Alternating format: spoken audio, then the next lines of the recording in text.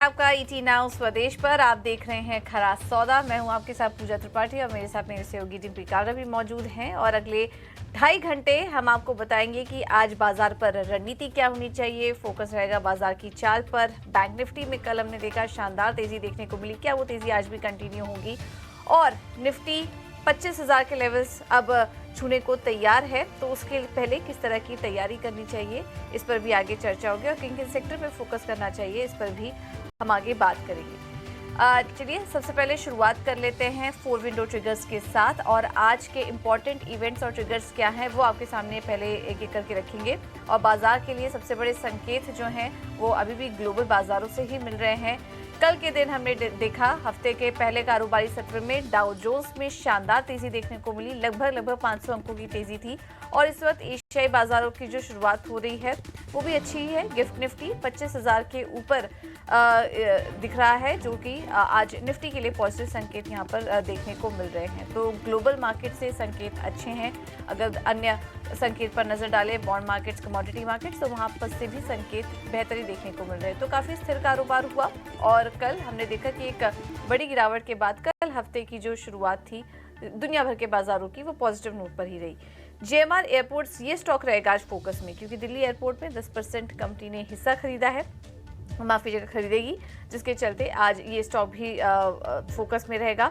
इसके अलावा कल जीएसटी काउंसिल की बैठक हुई थी, कुछ बड़े फैसले यहां पर देखने को मिले। कैंसर दवाओं पर जीएसटी 12% से 5% घटा दी। हालांकि हेल्थ इंश्योरेंस को लेकर कोई फैसला नहीं हुआ, वो अभी आगे की बैठक के लिए टाल दिया गया है। उस प्रस्ताव पर चर्चा हो रही है, लेकिन कल कुछ बड़ा फैसला नहीं हुआ, तो ये भी आज फोकस में रहेगा। और इसके अलावा डिक्सन का एचपी के साथ करार और आईसीआईसीआई बैंक भी फोकस में रहेगा। आज कल भी शानदार तेजी देखने को मिली थी, हमने निजी बैंकों में देखी थी। और आज सीएलएसए की आईसीआईसीआई बैंक पर काफी पॉजिटिव रिपोर्ट भी आई है, उस पर भी हम चर्चा करेंगे कि निजी बैंकों में और आईसीआईसीआई बैंकों में क्या करना चाहिए। चलिए, ये हैं आज बाजार के सबसे बड़े संकेत। अब आगे बढ़ते हैं और हमारे साथ आशीषा मौजूद है। पहले उनसे समझेंगे ग्लोबल मार्केट से संकेत और उसके बाद बाजार पर चर्चा भी आगे बढ़ाएंगे। आशीषा, गुड मॉर्निंग। बताइए आज ग्लोबल संकेत कैसे दिखाई दे रहे हैं? गुड मॉर्निंग पूजा। तो ग्लोबल बाजारों से संकेत आज सुबह पॉजिटिव ही आए हैं। इनफैक्ट गिफ्ट निफ्टी की बात करें तो करीब 40 अंकों की तेजी के साथ 25,030 के पास है। और ग्लोबल बाजारों से संकेत पर भी नजर डालेंगे। सबसे पहले एशियाई बाजारों पर नजर डालते हैं, तो निकाय में करीब 0.5% की तेजी दिखी है। कॉस्पी की बात करें तो कोरिया के मार्केट्स भी हरे निशान में है। और अमेरिकी बाजार भी करीब 0.5 से 1% की तेजी के साथ कल बंद होते हुए नजर आए। याद रखें, रेट कट की उम्मीदें हैं, जिसके चलते कई दिनों की गिरावट के बाद कल अमेरिकी बाजारों में तेजी दिखी। डाउ जोन्स में 1% से ज्यादा की तेजी, S&P 500 और नैस्डैक में भी 1% से ज्यादा की तेजी कल के ट्रेडिंग सेशन में दिखी। बैंक्स और इंडस्ट्रियल्स, इन दोनों सेक्टर में भी अच्छी तेजी थी। और कुछ आईटी स्टॉक्स पर भी फोकस रहेगा। याद रखें, एनवीडिया जो एक एआई प्ले है, जिसके नतीजे आए थे तब स्टॉक पे भारी गिरावट दिखी थी, लेकिन कल यहां पर भी करीब 3.5% की तेजी थी। ओरेकल फाइनेंशियल सर्विसेज, जिसकी एक इंडियन सब्सिडरी भी है, इसके नतीजे काफी शानदार रहे, 9% की तेजी यहां पर भी दिखी। यूरोपियन मार्केट्स की बात करें तो यहां पर भी अच्छा परफॉर्मेंस रहा। डैक्स में करीब 1% की तेजी, फुत्सी और कैक में भी करीब 0.5 से 1% की तेजी कल के ट्रेडिंग सेशन में दिखी। इसके अलावा बाकी कमोडिटीज की बात करें तो सबसे पहले क्रूड ऑयल की बात करेंगे। पिछले कुछ दिनों में गिरावट दिखी थी, लेकिन कल 1% की तेजी दिखी। करीब $72 पर बैरल के आसपास ब्रेंट क्रूड है। इसी के साथ सोने के दाम $2,530 पर टन पर आउंस के पास। और डॉलर इंडेक्स में भी थोड़ी सी तेजी 101.7 के आसपास। तो ऑल इन ऑल ग्लोबल बाजारों से संकेत काफी पॉजिटिव है और गिफ्ट निफ्टी भी हरे निशान में ट्रेड कर रहा है। बिल्कुल, तो गिफ्ट निफ्टी से भी अच्छे पॉजिटिव संकेत। 25,000 के ऊपर है गिफ्ट निफ्टी। दुनिया भर के बाजारों में कल बढ़त देखी। बॉन्ड मार्केट स्टेबल हैं, गोल्ड में स्टेबल कारोबार हुआ और कल कच्चे तेल में भी रिकवरी हल्की देखने को मिली है। तो इस वक्त दुनिया भर से संकेतों की बात करें, ग्लोबल क्यूज तो कम से कम पॉजिटिव नजर आ रहे हैं। लेकिन अब इन सबको देखते हुए आज भारतीय बाजारों पर क्या करें, ये भी, इस पर भी चर्चा शुरू करेंगे। डिम्पी, सबसे पहले तो बात करेंगे एफआईएस और डीआईएस के आंकड़ों की। कल हमने देखा कि खरीदारी देखने को मिली है दोनों ही की तरफ से, और कल शानदार तेजी भी थी। क्लोजिंग में हम बात भी कर रहे थे, काफी अच्छी क्लोजिंग देखने को मिली। अब आज बाजार की चाल कैसी रह सकती है? एफआईएस और डीआईएस के आंकड़े कैसे दिखाई दिए? देखिए पूजा, कल के नंबर्स के साथ ही शुरू करते हैं। कल आप हमारे साथ कार्यक्रम में थे, हमने कल आपसे सामने रखा था कि आप 10 में से 2 लॉट ले लो। आपको ये बात रखी थी, निफ्टी का भी रखा था और ये बैंक निफ्टी का भी रखा था। किसी को ये भी कहा था कि अगर आप दोनों नहीं लेना चाहते तो कम से कम बैंक निफ्टी जरूर ले लो, क्योंकि कल बैंक निफ्टी के अंदर सारे सिग्नल्स आ रहे थे जो टिपिकली एक पुल बैक के होने चाहिए, और एग्जैक्टली मार्केट ने वैसा ही काम किया। तो मैं एफआईएस नंबर से पहले तो उन लोगों को बधाई दूंगा जिन्होंने कल 2 लॉट 3 लॉट की पोजीशंस बनाई है। आज फिर से वो गेन देख सकते हैं अपनी स्क्रीन पर। पूरा 100% कॉन्फिडेंस तो नहीं है, बट हाँ फिर भी और आ सकता है गेन। तो कल का गेन भी उनको मुबारक हो। तो ये तो पहला पॉइंट हुआ कि हमने आपको फिर से डिप पे बताया और एक बार फिर से आपको प्रूव किया कि ये मार्केट अभी भी सेल ऑन राइज का नहीं है, बाइंग ऑन डिप्स का बाजार है। यानी कि डिप आएगा, आपको बॉट करना है। बस प्रॉब्लम इस पूरी मार्केट की है, डिप बॉट तो हो रहे हैं लेकिन उसके बाद का जो एग्रेशन है ना, वो मिसिंग हो जाता है। क्या 25,000 से पहले हमने नहीं तोड़ा? पहले भी तोड़ा हुआ 25,000 को, नीचे गए फिर आए उसके ऊपर, लेकिन 25,000 के ऊपर आते ही मार्केट अपना फ्यूल खत्म कर देता है। उसके बाद की तेजी मार्केट के पास अवेलेबल नहीं है, उसको 200 पॉइंट जोड़ने के लिए 10-10 दिन लग जा रहे हैं। ये थोड़ी सी प्रॉब्लम है 25,000 के ऊपर जाने पर। टिल 25,000 तक तो मार्केट क्या कर रहा है, बार बार बाइंग ऑन डिप्स कर रहा है। 24,800 उसने अपना एक नया डेरा, अपना एक नया सपोर्ट बनाया हुआ है। खैर पहले मैं आ जाता हूँ जरा एफआईएस के नंबर पे, फिर आपको कुछ और आंकड़ों के साथ कनेक्ट करता चलूँगा। एफआईएस के नंबर्स में 2 चीज़ें ध्यान देने वाली हैं। पहला, जब आप ये नंबर्स पढ़ते हैं कि कैश में उन्होंने खरीदारी की, ऑप्शंस में उन्होंने खरीदारी की, ये ज़रूर देखा कीजिए कि ऑप्शंस में भी वो क्या कर रहे हैं। कल अगर आप ऑप्शंस का नंबर देखेंगे तो 6,500 करोड़ रुपए आपकी स्क्रीन पे लिखा हुआ है, 6,500 करोड़ का यहाँ पे बाइंग हुई है। कैश के अंदर भी करीब 1176 करोड़ रुपए की बाइंग हुई है।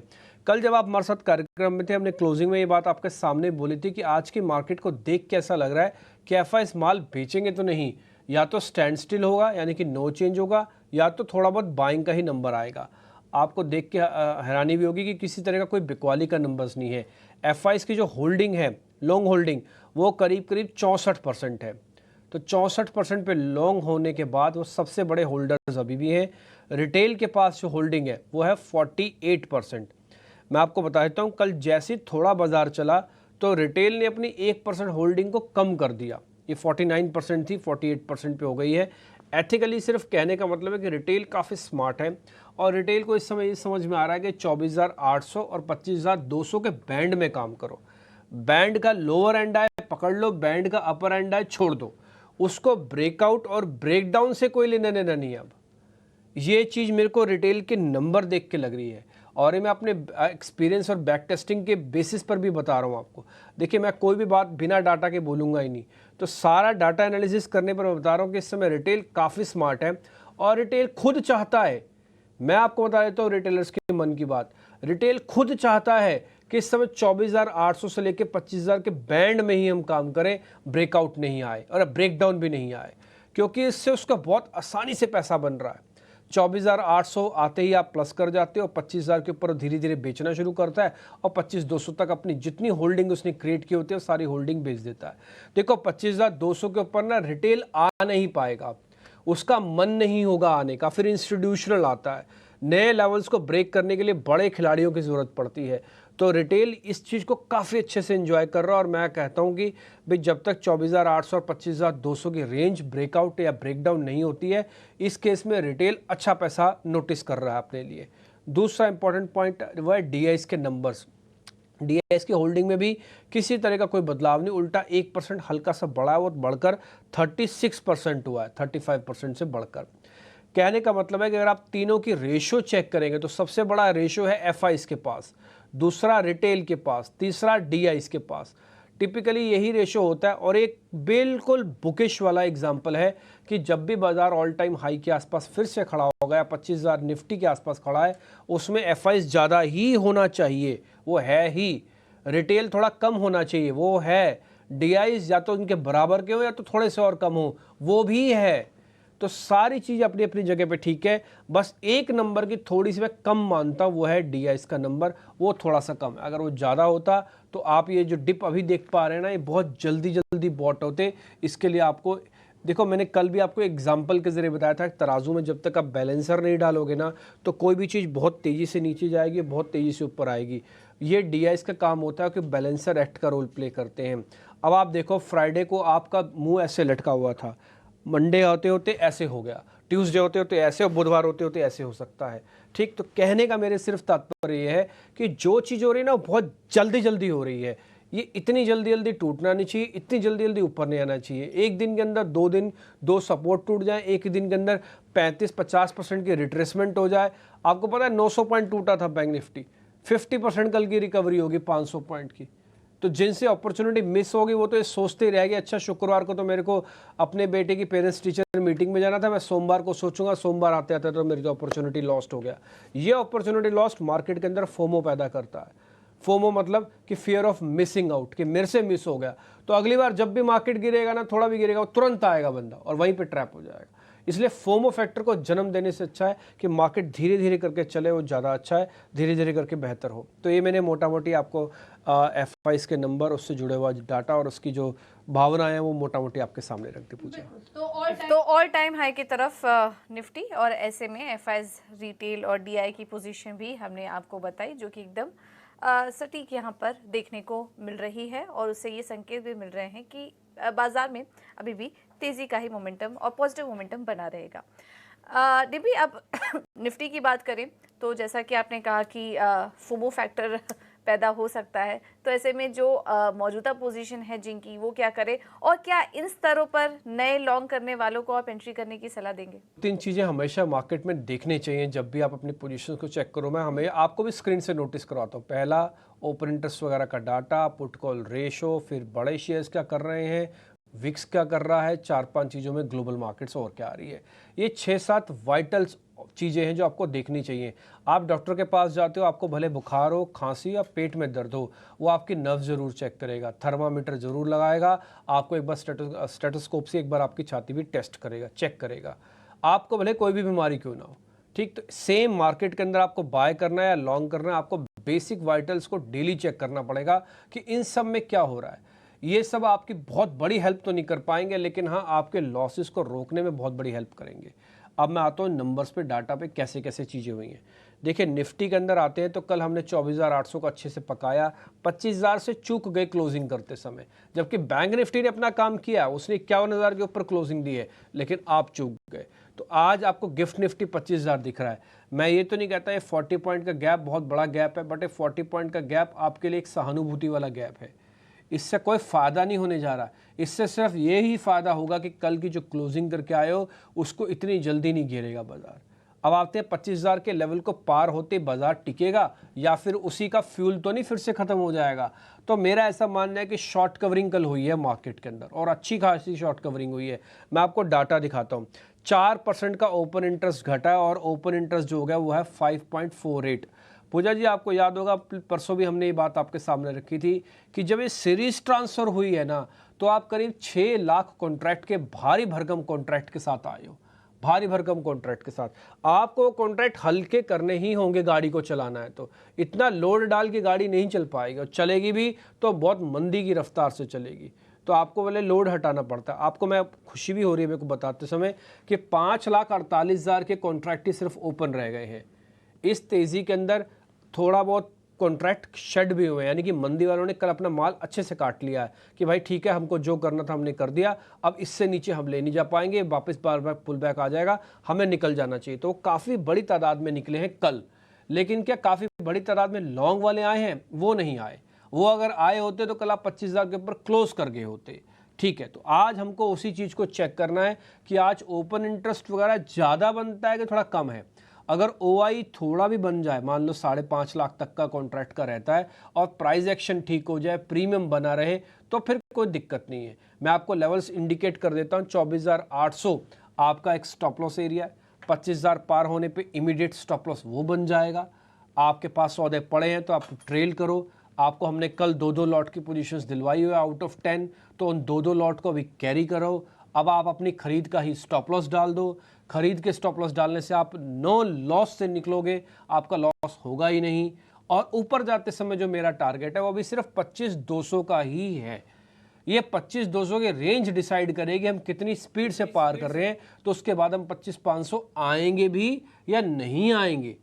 तो इसलिए पहले तक जो पुल बैक का सौदा है, मेरे को लग रहा है थोड़ा बहुत अगर और पुल बैक आता है तो आप 25 तक जा सकते हो, मतलब 25,200 तक जा सकते हो। शॉर्ट वॉट करना नहीं, इसके लिए हम आपको लिटरली मना कर रहे हैं। बिल्कुल। तो अभी भी शॉर्ट करने की सलाह नहीं है, उसका जवाब आपको दे दिया है। 25,200 ये अगले टारगेट्स नज़र आ रहे हैं। 24,800 होगा आपके लिए स्टॉप लॉस। इस रेंज को प्ले करने की कोशिश कीजिए। दिव्या, बैंक निफ्टी में क्या करें? वहाँ पर भी हमने आप बात ही कर रहे हो बार बार कि शानदार तेज़ी देखने को मिली, 51,000 के पार निकल चुका है। तो क्या अब मौजूदा स्तर पर फ्रेश लॉन्ग करना चाहिए? ये जो मैंने वर्ड है शानदार तेजी है, सिर्फ कल तक का ही था और ये परसों के रेफरेंस से ही था। वैसे तो बैंक निफ्टी डाइवर्जेंस का शिकार हुआ पड़ा है, वैसे तो बैंक निफ्टी वीक है, वैसे तो बैंक निफ्टी का ऑल टाइम हाई 53,000 है, निफ्टी का ऑल टाइम हाई 25,000 जैसे पार करोगे 200 पॉइंट के रेंज में आ जाएगा। लेकिन इसके पास लाने के लिए इसको कम से कम अभी 2,000 पॉइंट चलने हैं। अगर मैं 2,000 पॉइंट की सिंपल रेशो डाल दूं तो बैंक निफ्टी को 2,000 पॉइंट चलना है तो निफ्टी को कम से कम 700 पॉइंट चलना है। 7 या 21 1:3 की रेशो में चलते हैं दोनों इंडाइसिस, तो 700 पॉइंट चलना पड़ेगा। तो मैं तो इतना कहता ही नहीं कि 700 पॉइंट चलेगा भी, लेकिन हाँ बैंक निफ्टी को थोड़ा एक्स्ट्रा ऑर्डनरी करके और दिखाना होगा। देखिए इसमें कोई शर्म नहीं है कहने में और बात बताने में कि बैंक निफ्टी वीक है और बैंक निफ्टी बार बार इस चीज़ का शिकार हो रहा है और बैंक निफ्टी ही निफ्टी को नहीं चलने दे रहा। मैं ये भी बोल सकता हूँ, मैंने कई बार एग्जाम्पल की तरफ बताया, ये एक ऐसा चक्का है जो थोड़ा फंसा हुआ है, ये गर गर गर गर करके चल रहा है अभी। तो आपकी गाड़ी ना बहुत स्पीड से नहीं चल रही है, आपको या तो इसमें ग्रीसिंग करनी पड़ेगी या तो इस चक्के को बदलना पड़ेगा। बदल सकते नहीं हो तो हल्की सी ना ग्रीसिंग की ज़रूरत है। ये ग्रीसिंग क्या होती है सर? ये ग्रीसिंग का मतलब लिक्विडिटी, ये ग्रीसिंग का मतलब कि इंटरेस्ट यहाँ पे जगे। ये कैसे जगेगा? जब दूसरे सेगमेंट से थोड़ा पैसा घूम के इस सेगमेंट पे आएगा। अभी वो पैसा हॉट मनी जो चेस कर रहा है वो आईटी को चेस कर रहा है या काफ़ी हद तक फार्मास्यूटिकल और एफएमसीजी को चेस कर रहा है। देखिए आपके जेब में 100 रुपये हैं, मैंने कहा आपके 3 लोग हैं, आप इनको खाना खिला दीजिए या इन तीनों को आप कुछ चीज़ दिलवा दीजिए। आप क्या करेंगे, 2 से आपका मोह ज़्यादा है तो आप उनको 75 रुपये का माल दिलवाएंगे, 25 रुपये का माल किसी और बच्चे को दिलवाएंगे, किसी और को कम करेंगे। लेकिन जब तक वो पैसा 75 रुपये घूम के आपकी तरफ नहीं आता और 25 रुपये इनकी तरफ नहीं जाते, तब तक आप खुश नहीं होगे। समझ रहे हो मेरी बात? आप तो कहने का मतलब कि बैंक निफ्टी को टोटल एफआईज का कंट्रीब्यूशन का पैसा वैसा और दिमाग, इंटेलिजेंस, इंटेंशन सब कुछ चाहिए। इसके लिए निजी और प्राइवेट बैंक का पार्टिसिपेशन होना बहुत ज़रूरी है। क्या एचडीएफसी बैंक कल चला? कल वो टूटा नहीं, बस इतना ही हुआ। कल चला आईसीआईसीआई बैंक और कल देख के आईसीआईसीआई बैंक को लग रहा था कि इसको अच्छे से मूवमेंट आई है और आज आप देखो आईसीआईसीआई बैंक पे सीएलएसए की रिपोर्ट आ गई है एक। तो ये एक महज इत्तेफाक नहीं है, ये इत्तेफाक नहीं है, सिर्फ और सिर्फ डाटा का एनालिसिस का मैटर है कि जिस चीज़ को आप देख रहे हो समझ रहे हो वो काम होना शुरू हो जाएगा। इसलिए बैंक निफ्टी में मैं जो पुराने वाले लोग हैं जिनके पास पोजीशंस पड़ी हुई हैं, देखो उनका 51,000 का स्टॉप कटा हुआ था तो वो प्रॉफिट लेके आए। कल अगर उन्होंने थोड़ा बहुत माल पकड़ा है तो 51,000 के ऊपर फिर से क्लोजिंग मिली है और अच्छी बात है कि 24 घंटे के बाद ही मिल गई, यानी कि शुक्रवार को टूटा और सोमवार को आ गई। लेकिन आगे का रास्ता उतना आसान नहीं है। ये बैंक निफ्टी को 51,500 तक को पुल बैक तो आ जाएगा, ये आ जाएगा यहाँ तक। आपको नहीं पता कि 51,500 पे हम 3 बार टेस्ट करने पर टूटे हैं, यहीं से टूटते हैं। तो जब आप पुल बैक का पूरा फ्यूल खर्च कर दोगे आप पहुँच जाओगे 51,500 पे, फिर से गाड़ी में तेल नहीं है, फिर से क्या करें, फिर से फंस जाओगे। इसलिए जिनको भी पुल बैक खेलना है या देखना है बैंक निफ्टी का, वो 51,500 तक ही जाएगा। उसके बाद जाने के लिए आपको थोड़ा रुकना समझना पड़ेगा और मैं बोलूँगा कि जब तक 51,500 क्लोजिंग बेसिस पर नहीं आता आप माल मत लेना। तो जिन्होंने थोड़ा बहुत नीचे माल लिया है ना, वो आके 51,500 पे काट दो भले आप। और दूसरा, जिनके पास पुराना पड़ा हुआ ट्रेलिंग स्टॉप लॉस लेके आके आप 51,500 का अपना टारगेट रखो। मैं कोई भी टारगेट 51,500 के परे अभी नहीं दूंगा जब तक मेरे को 51,500 की क्लोजिंग नहीं मिल जाएगी। आप इसको जिदपना समझ लो, डीठपना सोच लो या डाटा का पक्कापन सोच लो, जैसे मर्जी जो वर्ड लगाना वो लगा दो। लेकिन 51,500 तक की चीज़ें ठीक है, 51,500 के बाद आपको फ्यूल की ज़रूरत पड़ती है जो भी एब्सेंट है मार्केट के अंदर, वो देखते हैं वो कैसे आपको मिलता है। एक अच्छी चीज़ कि कल इसमें भी शॉर्ट कवरिंग आई है, प्रीमियम थोड़ा सा कम हुआ 170 पॉइंट का, पहले 200 पॉइंट समथिंग का चलता था। कुल मिला के सारी बातें हैं। रही बात शॉर्ट करने की, शॉर्ट वगैरह आपको करना नहीं है। 7 शेयर एफ एंड बैन में है। एफ का नंबर मैंने आपको बता दिया। पुट कॉल रेशियो से बहुत ज़्यादा महंगा नहीं है। निफ्टी और बैंक निफ्टी दोनों 0.96 और 0.87 पे पीसीआर पे चल रहे हैं। इसका मतलब ना ओवरबॉट है ना ओवरसोल्ड है। जैसी हवा आएगी, जैसा रंग भरा होगा वैसे ये भर जाएंगे, ऐसी कोई दिक्कत नहीं है। कुल मिला के तो ज़्यादा प्रॉब्लम वाली बात नहीं है। 7 शेयर एफ एंड बैन में, सारे बैन वाले शेयर्स आपके स्क्रीन पर आ रहे हैं। 8:20 हो गए, जोड़ने का वक्त भी हो गया। किरण जानी आपको स्क्रीन पे दिखेंगे और वैशाली पारिक भी आपको स्क्रीन पे दिखेंगी, और धीरे धीरे करके मेहमान आपको कार्यक्रम में जुड़ते जाएंगे। आप उनको समझते जाइएगा, सुनते जाइएगा। किरण सर बहुत बहुत शुक्रिया, थैंक यू वेरी मच आज समय देने के लिए। Good morning. Vaishali ma'am good morning, आपने आज फिर से हमारे लिए समय निकाला, अच्छा लगेगा आपसे बातचीत करके। विशाली मैम आई होप कि हमने जो पॉइंट्स रखे होंगे आपने भी सुने ही होंगे। अगर इसके अंदर कहीं भी कोई भी पॉइंट्स के अंदर कोई प्रॉब्लम है तो आप उसको करेक्ट कीजिए, अपना एनालिसिस डालिए और साथ ही अपने शेयर्स भी दीजिएगा निफ्टी और बैंक निफ्टी के साथ में। Good morning. Very good morning all of you. Yes, तो कल थोड़ा एक पैनिक जरूर हुआ था जब निफ्टी ने 24,800 एक बार तोड़ने की कोशिश करी थी, but we survived very well right about that. So फिलहाल व्यू वैसे ही बनेगा। 24,800 on closing basis is a prominent support, और निफ्टी में इतनी तो कुछ हलचल हो नहीं रही है, but 25,200 25,300 would be the next resistance level. और बैंक निफ्टी की बात करें तो I think it is still very well placed. मैं अभी बैंक निफ्टी का चार्ट भी देख रही थी, it is still in the process of making higher bottom formation. So as long as 50,300 का सपोर्ट इंटैक्ट है, मुझे लग रहा है प्राइवेट सेक्टर बैंक स्पेशली, क्योंकि कल भी जब हम देख रहे थे मार्केट सुबह वीकनेस दिख रही थी, तो कोटक बैंक, आईसीआईसीआई बैंक में थोड़ी बाइंग दिख रही थी, और आई थिंक कल बैंक निफ्टी ने अच्छे से सपोर्ट किया है।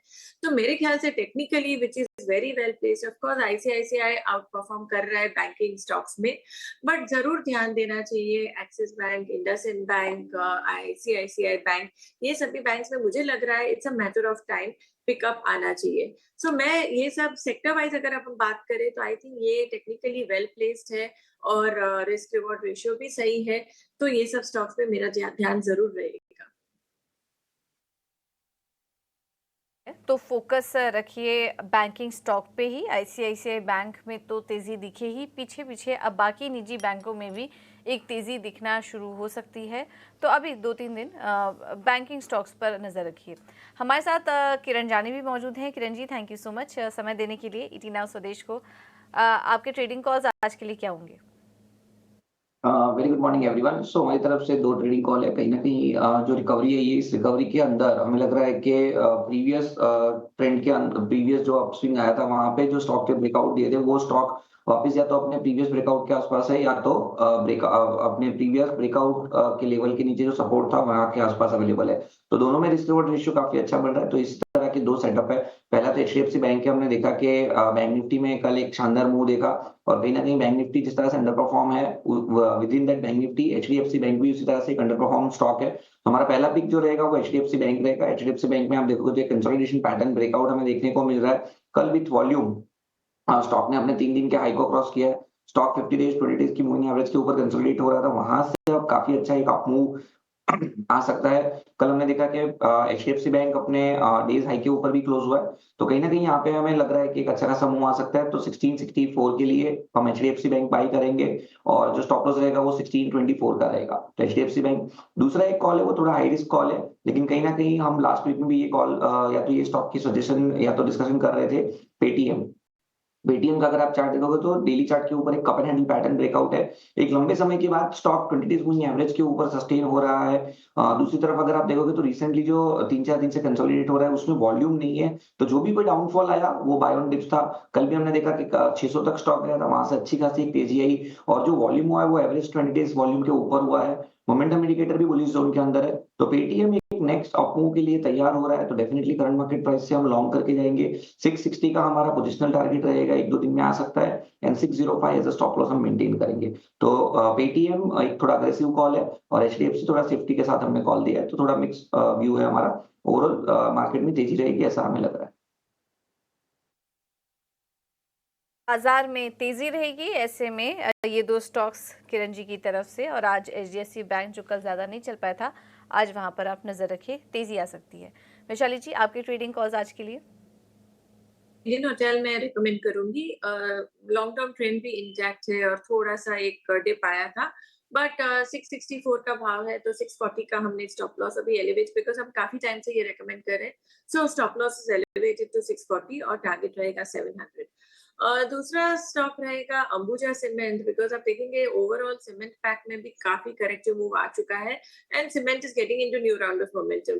So risk reward wise also मुझे लग रहा है Ambuja cement is very well placed. 615 के स्टॉप लॉस के साथ पोजिशनल ट्रेड रहेगा 660 का टारगेट।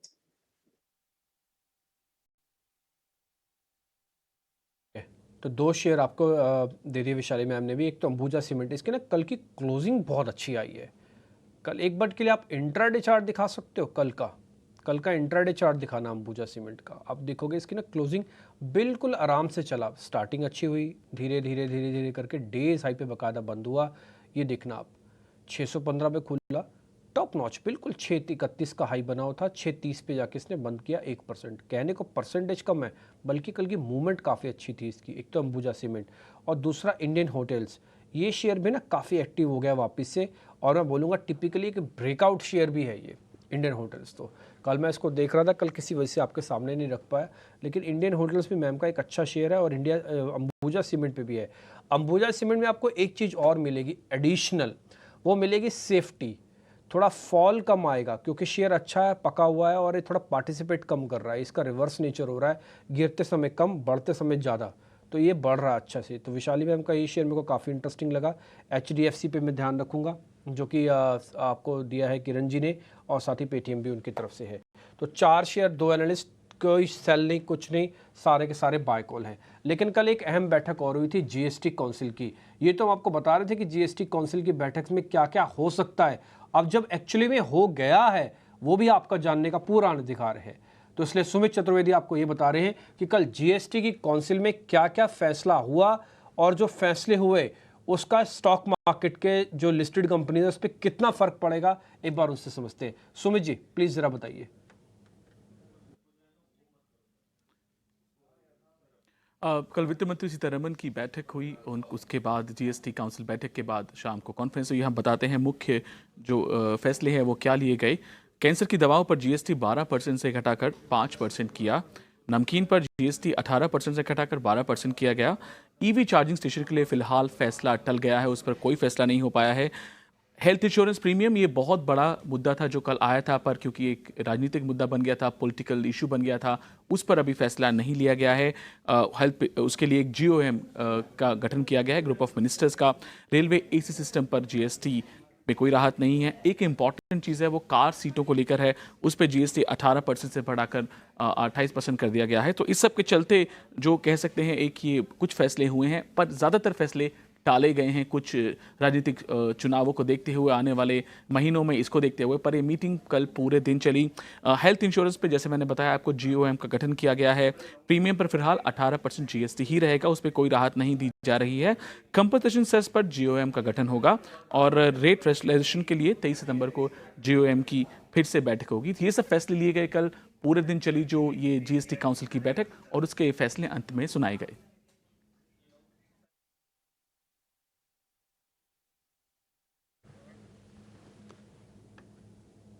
ठीक है, तो ये कुछ पॉइंट्स हैं जो आपको सुमित बता रहे थे कि एक्चुअली में क्या क्या फैसले हो। देखो आप ना खुद से समझदार है इस मामले में कि किसी का चीज़ का अगर 18% से 12% टैक्स कर दिया गया, यानी कि 6% का रिलीफ दिया गया, उस वो बेनिफिशियरी है, ठीक है, नमकीन वाला सेगमेंट है, तो आप चाहें तो उसमें से लिस्टेड कंपनी चेक कर सकते हैं। दूसरा, एक का 18% से 28% कार सीट्स का किया गया है, तो उसमें भी आपको पता है कुछ एक लिस्टेड कंपनी है मार्केट के अंदर, भारत सीट्स वगैरह इस तरह की कंपनी, तो आप वहाँ पर भी ध्यान रखिएगा।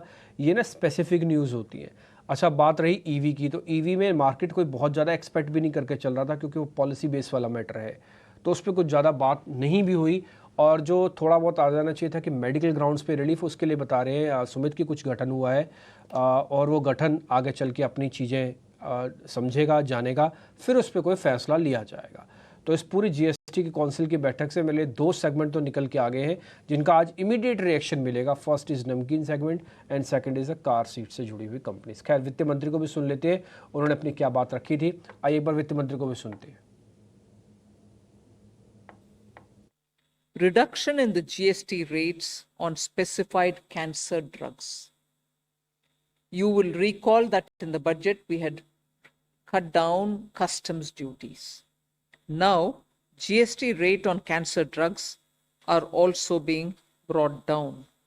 It's being reduced from 12% to 5% in order to further reduce the cost of cancer treatment. Then, also decision on namkeens, extruded, expanded savory food items. GST rate on these is being reduced prospectively, not retrospectively, prospectively from 18 to 12%. On the medical and health insurance, it will be the rate rationalization GOM headed by the Deputy Chief Minister of Bihar, but with newer members added for this limited purpose. The rate rationalization GOM under the Deputy Chief Minister of Bihar will be doing its job, but under his leadership, with newer members who have volunteered for the limited purpose of medical health insurance related GST, we have told them that they will look into this matter and come with a report by end of October, just 1.5 months' time. And the GST Council, which will meet in November, will finalize based on this report, which will come from the GOM. ठीक है, तो आपने वित्त मंत्री को सुन लिया, हमारे reporters को सुन लिया, सारी खबर हमने आपके सामने डाल दी है। अब आपके पास सारी जानकारी है जीएसटी काउंसिल की बैठक में कल क्या हुआ, कैसे हुआ, और ये जो कैंसर ड्रग को लेकर थोड़ी राहत दी गई है ना, तो इसमें डॉक्टर रेड्डी जैसी कुछ एक बड़ी कंपनीज आप खुद से चेक कर लेना कि किस किस का कैंसर वाला हिस्सा थोड़ा ज़्यादा है दवाइयों का, तो उसका थोड़ा बेनिफिशियरी हो सकते हैं वो आगे चल के। प्राइस एक्शन कितना आएगा अभी थोड़ा कहना मुश्किल है, क्योंकि पॉलिसी बेस्ड खबरें होती है, इसमें अगर एक चीज़ से राहत है तो दूसरी चीज़ की ओर फंसा देती है, बट फिर भी आप वो सेगमेंट एक्टिव रहेंगे, तो आपको इन सभी शेयर्स पे थोड़ा ध्यान रखना चाहिए। ठीक है, ये कुछ स्टॉक्स हमने आपकी स्क्रीन पर रख दिए। डॉक्टर रेड्डीज़ है, एस्ट्राजेनिका फार्मा इसका एक बेनिफिशियरी में से एक हो सकता है। थोड़ा बहुत मैं बोलूँगा स्लाइटली बायोकॉन की तरफ भी जा सकता है बेटर, क्योंकि वहाँ पे भी काफ़ी काम हो रहा है, काफ़ी मॉड्यूल्स पे काम हो रहा है। आगे बढ़ते हैं, ये जीएसटी की खबर आपने पूरी समझ ली, जान ली, अब जरा खबरों वाले शेयर्स भी जान लीजिए, और उसके लिए शरद मेरे सहयोगी मिर्जा जुड़ रहे हैं। शरद, गुड मॉर्निंग, जरा बताएं आज के stocks in news. Good morning Dimpy. आधे स्टॉक्स इन न्यूज़ तो आपने ही बता दिए बहुत अच्छी तरीक़ा से, जीएसटी का इम्पैक्ट, और आपको भी एक थोड़ी फ़ायदा हो रही है क्योंकि नमकीन की जो जीएसटी है वो कम हो गई, और डिम्पी जी को बहुत अच्छी लगती है नमकीन, हमने ऑफिस में देखा है। लेकिन 4-5 इंपॉर्टेंट स्टॉक्स हैं जिस पे हम फोकस करेंगे। सबसे पहला है जीएमआर एयरपोर्ट्स। यहाँ पे 10% स्टेक दिल्ली इंटरनेशनल एयरपोर्ट में जो उन्होंने लिया है 1060 करोड़ का, और ये बेसिकली फ्रैपॉर्ट एजी फ्रैंकफर्ट से लिया है ये स्टेक। देखा जाए तो डील बहुत सस्ते वैल्यूएशन पे है, एनालिस्ट का मानना है, और अब इनका जो स्टेक है दिल्ली एयरपोर्ट में वो 64% से बढ़ के 74% हो जाएगा, और जो रिमेनिंग 26% है वो एयरपोर्ट्स अथॉरिटी ऑफ इंडिया के पास है। एनालिस्ट का मानना है कि जब ये अक्वायर करेंगे एयरपोर्ट्स अथॉरिटी ऑफ इंडिया का स्टेक, तो वो थोड़े महंगे वैल्यूएशंस में देखने मिल सकती है। डिक्सन टेक भी फोकस में रहेगा, उनकी एक आर्म है जिसका नाम है पैजेट इलेक्ट्रॉनिक्स। उस आर्म ने जो है एचपी के साथ करार किया है और एमओयू साइन किया है, जहाँ पे वो जो है मैन्युफैक्चर करेंगे नोटबुक, डेस्कटॉप और all in one PCs. Of course ये जो प्रोडक्शंस है तमिलनाडु स्पेस में होने वाला, तो डिक्सन टेक के लिए एक बड़ा न्यूज़ फ्लो है। नज़ारा टेक 12 सितंबर को इंपॉर्टेंट बोर्ड मीट रहेगी, जहाँ पे प्रेफरेंशियल इशू के ज़रिए जो है कंपनी शेयर जो है रेज कर सकती है फंड। और आखिर में टाटा पावर भी फोकस में रहेगा, जहाँ पे कंपनी जो है प्रोडक्शन शुरू कर दी है सोलर सेल की, और वो भारत के सबसे बड़ा single location solar cell plant है, और ये भी लोकेटेड तमिलनाडु में है। तो ऑफकोर्स थोड़ी न्यूज़ फ्लोज जो है हमको जो है डील स्पेस पे भी देखने मिल रही है।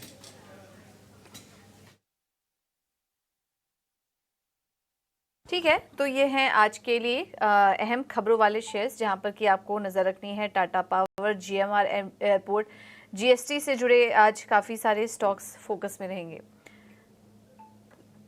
तो ये कुछ स्टॉक्स हैं, और इसके अलावा डिक्सन टेक, नज़ारा टेक जैसे स्टॉक्स पर भी आज आप नज़र रखिए। चलिए अब आगे बढ़ते हैं और ब्रोकरेज रिपोर्ट की बात कर लेते हैं। आज काफ़ी सारी रिपोर्ट आई, आईसीआईसीआई बैंक के रिपोर्ट्स को हम हाईलाइट भी कर रहे थे। इस पर नजर रखिए। कुछ ही देर में हमारे साथ गौरव भी जुड़ेंगे जो कि आपको उसका अपडेट लेंगे, लेकिन चलिए खबरों वाले शेयर्स पर ही रणनीति समझ लेते हैं। और आज जीएमआर एयरपोर्ट फोकस में रह सकता है। दिल्ली एयरपोर्ट में 10% हिस्सेदारी बढ़ाएगी कंपनी। डील के बाद हिस्सेदारी 64% से बढ़कर 74% हो जाएगी। विशाली, आपसे समझना चाहेंगे जीएमआर एयरपोर्ट आज के लिए कैसा लग रहा है आपको? खबर पॉजिटिव है, इसके चलते क्या आज तेजी करके चल सकते हैं स्टॉक में? I think so actually GMR airport काफी करेक्ट होके आई थिंक अच्छे से सपोर्ट के ऊपर भी है। So I would say that yes, ये 93 95 का एक नेक्स्ट हर्डल रहेगा। उसके अगर सस्टेन करता है ऊपर तो फिर 102 के नेक्स्ट टारगेट्स देख सकते हैं। तो आई थिंक टेक्निकली ये लेवल्स मुझे सही लग रहे हैं अक्यूमुलेट करने के लिए। ठीक है, तो ये है नजरिया जीएमआर एयरपोर्ट पर आपके लिए। जीएसटी को लेकर जो है अहम फैसले हुए हैं, उससे जुड़े स्टॉक्स भी हमने आपके सामने रखे। इसमें एक बार बीकाजी फूड्स पर बात कर लेते हैं। खबर पॉजिटिव है।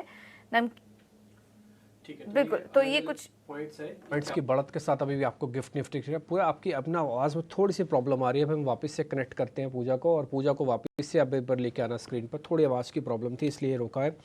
दूसरा पॉइंट है, ये से डिक्सन को लेकर खबर आई है। ये खबर ना बड़ी इंपॉर्टेंट है। अच्छा, मैं आपको बताता हूँ क्यों इंपॉर्टेंट है। आपको पता है गूगल पिक्सल के साथ मोटा मोटी करार को लेकर इनकी बातचीत चली और मार्केट ने उस दिन बहुत बड़ा रिवॉर्ड दिया था उनको, काफ़ी अच्छे से शेयर चला। अब कल खबर आई है कि एचपी के साथ करार कर रहे हैं। अच्छा चलो, मैं ही आपसे एक एग्जांपल पूछ लेता हूँ, बात पूछता हूँ। अगर आज आपको प्रिंटर खरीदना है तो आप किस कंपनी का सबसे पहले सोचते हैं? मैं उसका ब्रांड एम्बेसडर नहीं हूँ, बट आपको मैं बताता हूँ, आपके पास 3-4 नाम ही आपके माइंड में आते होंगे। सेम आपके पास अगर नोटबुक खरीदनी है तो 3-4 पॉइंट्स आपके सामने आते होंगे। तो कुछ कुछ वैसी चीज़ें हैं जो एचपी की बड़ी ब्रांडेड है, और उसके अंदर एचपी इंडिया से इनका करार हो गया, इनकी कंपनी का। अब आप सोचो, ऑलरेडी 12,000 रुपये का शेयर है और चला हुआ रिटर्न दिया हुआ शेयर है, और ऑर्डर बुक की कोई कमी नहीं है। एक और बड़ी भरकम ऑर्डर इन पे मिला है। आज तो शेयर ऑर्डर पे रिएक्शन डालेगा, कल परसों कोई रिपोर्ट भी आ सकती है इस पे, डिक्सन पे। तो एक काम करते हैं, डिक्सन टेक्नोलॉजी का वैशाली से जरा लेवल समझ लेते हैं, और जरा मैं स्पीड से समझूंगा। प्रोड्यूसर साहब स्टैंपिंग करते जाना, स्टॉप लॉस टारगेट जहां भी आपको समझ में आए। वैशाली मैम, ओपनिंग थोड़ी गैप अप होगी, उसके बाद क्या करना जरा बताइएगा, और स्टॉप लॉस टारगेट भी दीजिए प्लीज। मुझे लग रहा है डिक्सन टेक लॉन्ग टर्म आप देख रहे हैं कि ट्रेंड बहुत ही इंटैक्ट है। थोड़ा सा भी करेक्टिव मूव आया है और फिलहाल एक क्लस्टर ऑफ मूविंग एवरेज के सपोर्ट पे रुका हुआ है। सो जैसे आप बोल रहे हैं दैट गैप अप खुलेगा, तो आई थिंक मेरे हिसाब से ये लेवल एक अच्छी अपॉर्चुनिटी है बाइंग के लिए, बिकॉज रिस्क रिवॉर्ड यहाँ से दोबारा फेवरेबल बनता है। अगर 12,000 लेवल्स टूटते हैं तो ये व्यू नेगेट होता है, तो इसमें और भी करेक्टिव मूव आ सकता है। बट यहाँ से मुझे लग रहा है इन ऑल लाइकलीहुड 1350 तक जा सकता है, 13,500 की तरफ।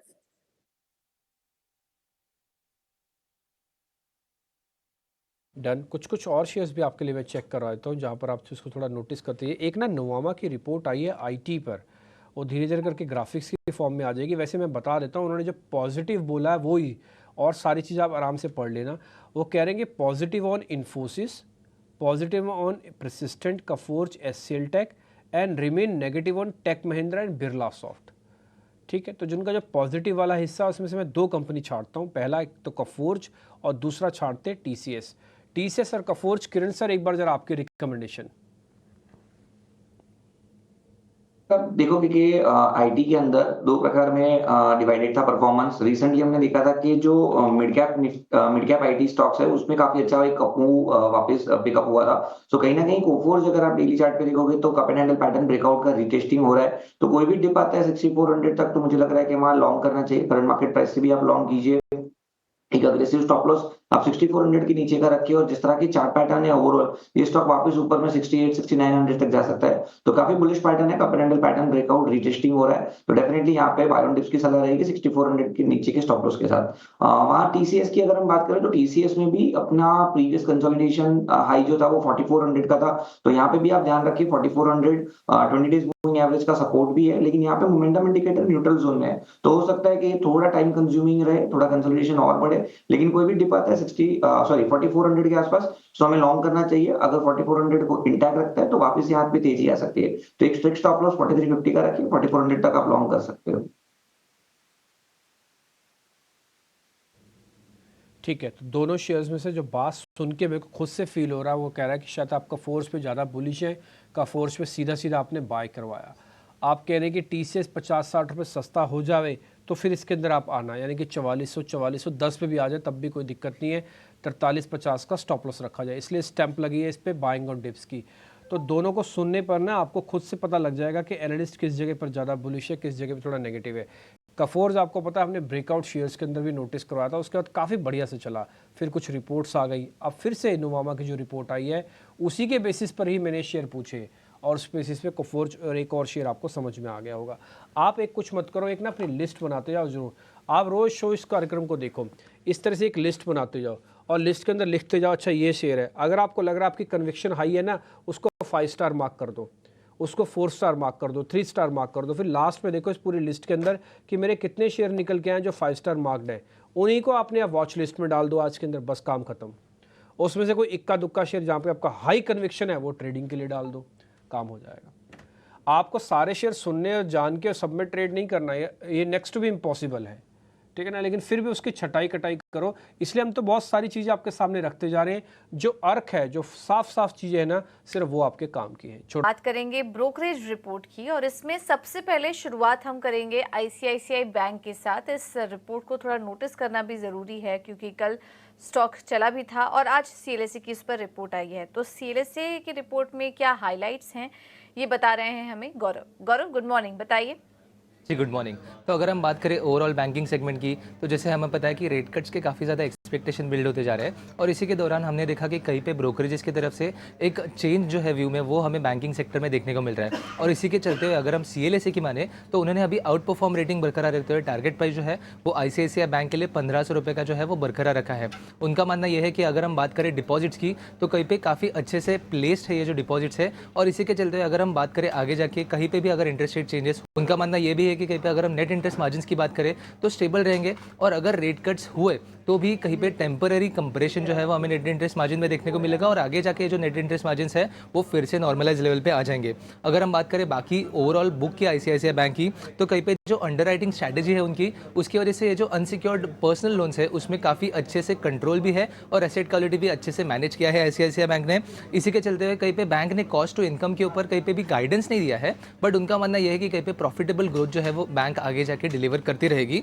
अगर हम बात करें लोन ग्रोथ की तो अभी CLSA का मानना यह है कि कहीं पे ये जो लोन ग्रोथ है वो वैसे ही हेल्दी रहेगा और आगे जाके बिजनेस बैंकिंग और MSME जैसे जो सेगमेंट्स है वहाँ पे जो हमें अच्छा ग्रोथ देखने को मिला था वो भी वैसे ही कंटिन्यू रहेगा। और इसी के लिए एक बुलिश व्यू जो है वो ICICI बैंक के ऊपर CLSA की तरफ से देखने को मिल रहा है। जैसे आपने कहा कि ICICI बैंक में हमें आउट परफॉर्मेंस पहले भी देखने को मिला था, तो आगे जाके ये देखना काफ़ी ज़रूरी रहेगा कि ICICI बैंक के शेयर होल्डर्स के लिए कैसे ये बैंक आउट परफॉर्म करेगी, क्योंकि CLSA का मानना ये है कि कहीं पे रेट कट्स के बावजूद ये बैंक में कहीं पे ज़्यादा नेट इंटरेस्ट मार्जिन में और प्रॉफिटेबिलिटी में ज़्यादा फर्क नहीं पड़ेगा। ठीक है, तो ICICI बैंक 1500 का टारगेट। कल से अगर आप नोटिस करें तो रिपोर्ट्स हाईलाइट कर रहे हैं कि रेट कट साइकिल शुरू होगा। ऐसे में ऐसे बैंक पर नज़र रखिए जिनका कि रिटेल बेस स्ट्रांग है, डिपॉजिट बेस स्ट्रांग है, रिटेल पोर्टफोलियो मजबूत है, उन बैंक पर मार्जिन पर थोड़ा असर आएगा, ये रिपोर्ट भी हाईलाइट कर रहे हैं। लेकिन ऐसे कुछ बैंक हैं जिनके मार्जिन्स संभले हुए रहेंगे, बरकरार रहेंगे, तो इन बैंकों पर फोकस करिए। और ICICI बैंक पर कल से ही हम देख रहे हैं कि कुछ पॉजिटिव रिपोर्ट्स यहाँ पर निकल कर आ रही हैं, तो इस पर आप नज़र रखिए। एक बार राय ले लेते हैं। वैसे तो बैंकिंग शेयरों पर हमने चर्चा की, लेकिन वैशाली जी क्या नज़रिया बन रहा है आपका ICICI बैंक पर आज के लिए भी? क्या इसको ऐड करके चल सकते हैं? मुझे लग रहा है ये जरूर अक्यूमुलेट करना चाहिए, पर जैसे मैंने कहा कि the trend is very strong. 1200 का अच्छा सा सपोर्ट है, तो ये सपोर्ट को ध्यान में रख के अक्यूमुलेट करिए। 1254 का जो प्रीवियस हाई है वो एक रेजिस्टेंस दिखेगा, वो अगर कंफर्टेबली क्रॉस करता है और सस्टेन करता है तो 1280 to 1300 would be the next target. So view अभी भी पॉजिटिव ही रहेगा इसमें। भी पॉजिटिव ही है। ICICI बैंक को धीरे धीरे करके खरीदारी करिए। वैसे तो चल चुका है ऑलरेडी, लेकिन यहाँ पर इसमें भी अभी आप खरीदारी कर सकते हैं। और अभी जो बैंक नहीं चले हैं, जैसा कि वैशाली भी सुबह हाईलाइट करी थी, एक्सिस बैंक, HDFC बैंक जैसे स्टॉक्स, ये अभी इतना नहीं चले हैं, तो इन बैंकों पर भी आप नज़र रख सकते हैं। चलिए, ये तो ओवरऑल चर्चा हुई बैंक्स पर और आईसीआईसीआई बैंक रिपोर्ट के बारे में भी हमने बात की, लेकिन इसके अलावा भी कुछ अहम रिपोर्ट्स आई हैं कंपनियों पर और आईटी सेक्टर पर भी कुछ रिपोर्ट्स आई हैं। ये बताने के लिए हमारे साथ आशीषा जुड़ चुकी हैं। आशीषा, गुड मॉर्निंग, बताइए। गुड मॉर्निंग पूजा। तो सबसे पहले आईटी सेक्टर पर ही बात कर लेते हैं। अभी अभी हम उसकी चर्चा भी कर रहे थे। तो मोतीलाल ओसवाल की रिपोर्ट आई है। याद रखें, पिछले 1-2 साल की बात करें तो कोविड के बाद स्लोडाउन के चलते आईटी सेक्टर में अंडर परफॉर्मेंस दिखा है, लेकिन अब मोतीलाल ओसवाल का मानना है कि ये अंडर परफॉर्मेंस रिवर्स होता हुआ नजर आ सकता है। डिस्क्रिशनरी स्पेंडिंग में जो स्लोडाउन दिखा था वो भी रिवर्स होता हुआ नजर आएगा, जिसके चलते उन्होंने कई आईटी स्टॉक्स पर अपने टारगेट प्राइसेस बढ़ाए हैं। तो TCS, Infosys, HCL Tech, Coforge, Tech Mahindra, सभी स्टॉक्स पर उन्होंने टारगेट प्राइसेस बढ़ाए हैं। तो कई ब्रोकरेज रिपोर्ट्स आई है आज आईटी सेक्टर पर और कई सारे स्टॉक्स फोकस में रहेंगे। इसके अलावा एसबीआई लाइफ की बात करते हैं। यहाँ पर इनक्रेड की रिपोर्ट आई है।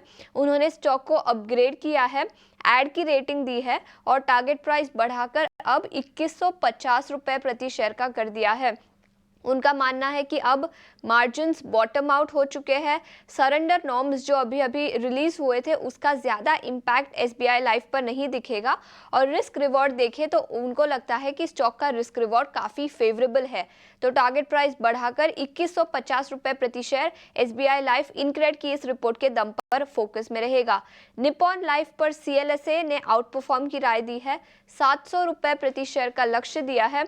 उनका मानना है कि जो एसआईपी इनफ्लोज बढ़ रहे हैं मंथ ऑन मंथ बेसिस पर, उसके चलते कंपनी को फायदा होगा और एसआईपीज के साथ साथ कंपनी ऑल्टरनेटिव इन्वेस्टमेंट फंड्स यानी एआईएफ और ऑफशोर बिजनेस पर भी फोकस कर रही है। तो इन दोनों सेगमेंट्स के चलते भी कंपनी की प्रॉफिटेबिलिटी पर अच्छा इम्पैक्ट दिखाई दे सकता है। लास्ट में मैरिको की बात करेंगे। गोल्डमैन सैक्स की रिपोर्ट आई है। खरीदारी की राय 715 रुपए प्रति शेयर का लक्ष्य। उनका मानना है कि मैनेजमेंट ने कहा कि इंडिया बिजनेस 2 टाइम्स ग्रो कर सकता है, डबल डिजिट्स ग्रो कर सकता है FY25 में। फूड और प्रीमियम केयर सेगमेंट में 2 गुना ग्रोथ दिखाई दे सकता है अगले 3 से 5 साल में।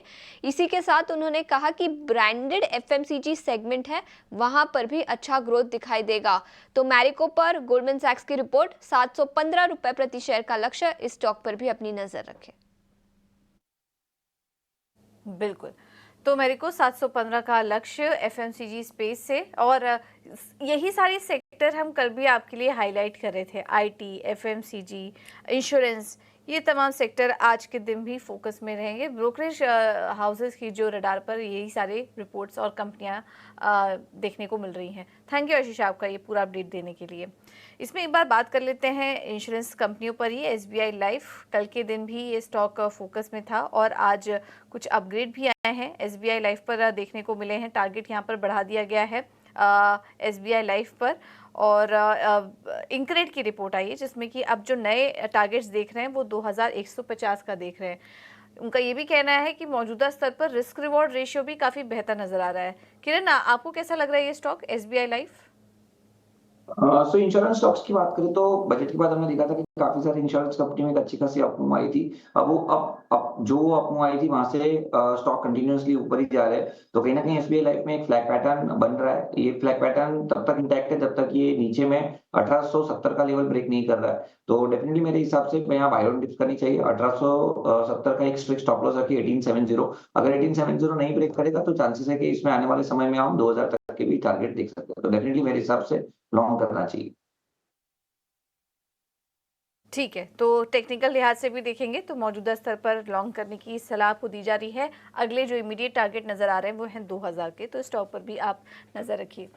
चलिए अब माफ़ कीजिएगा, अगले सेगमेंट का वक्त है और रुक करते हैं हमारे अगली पेशकश का, ब्रेकआउट शेयर्स।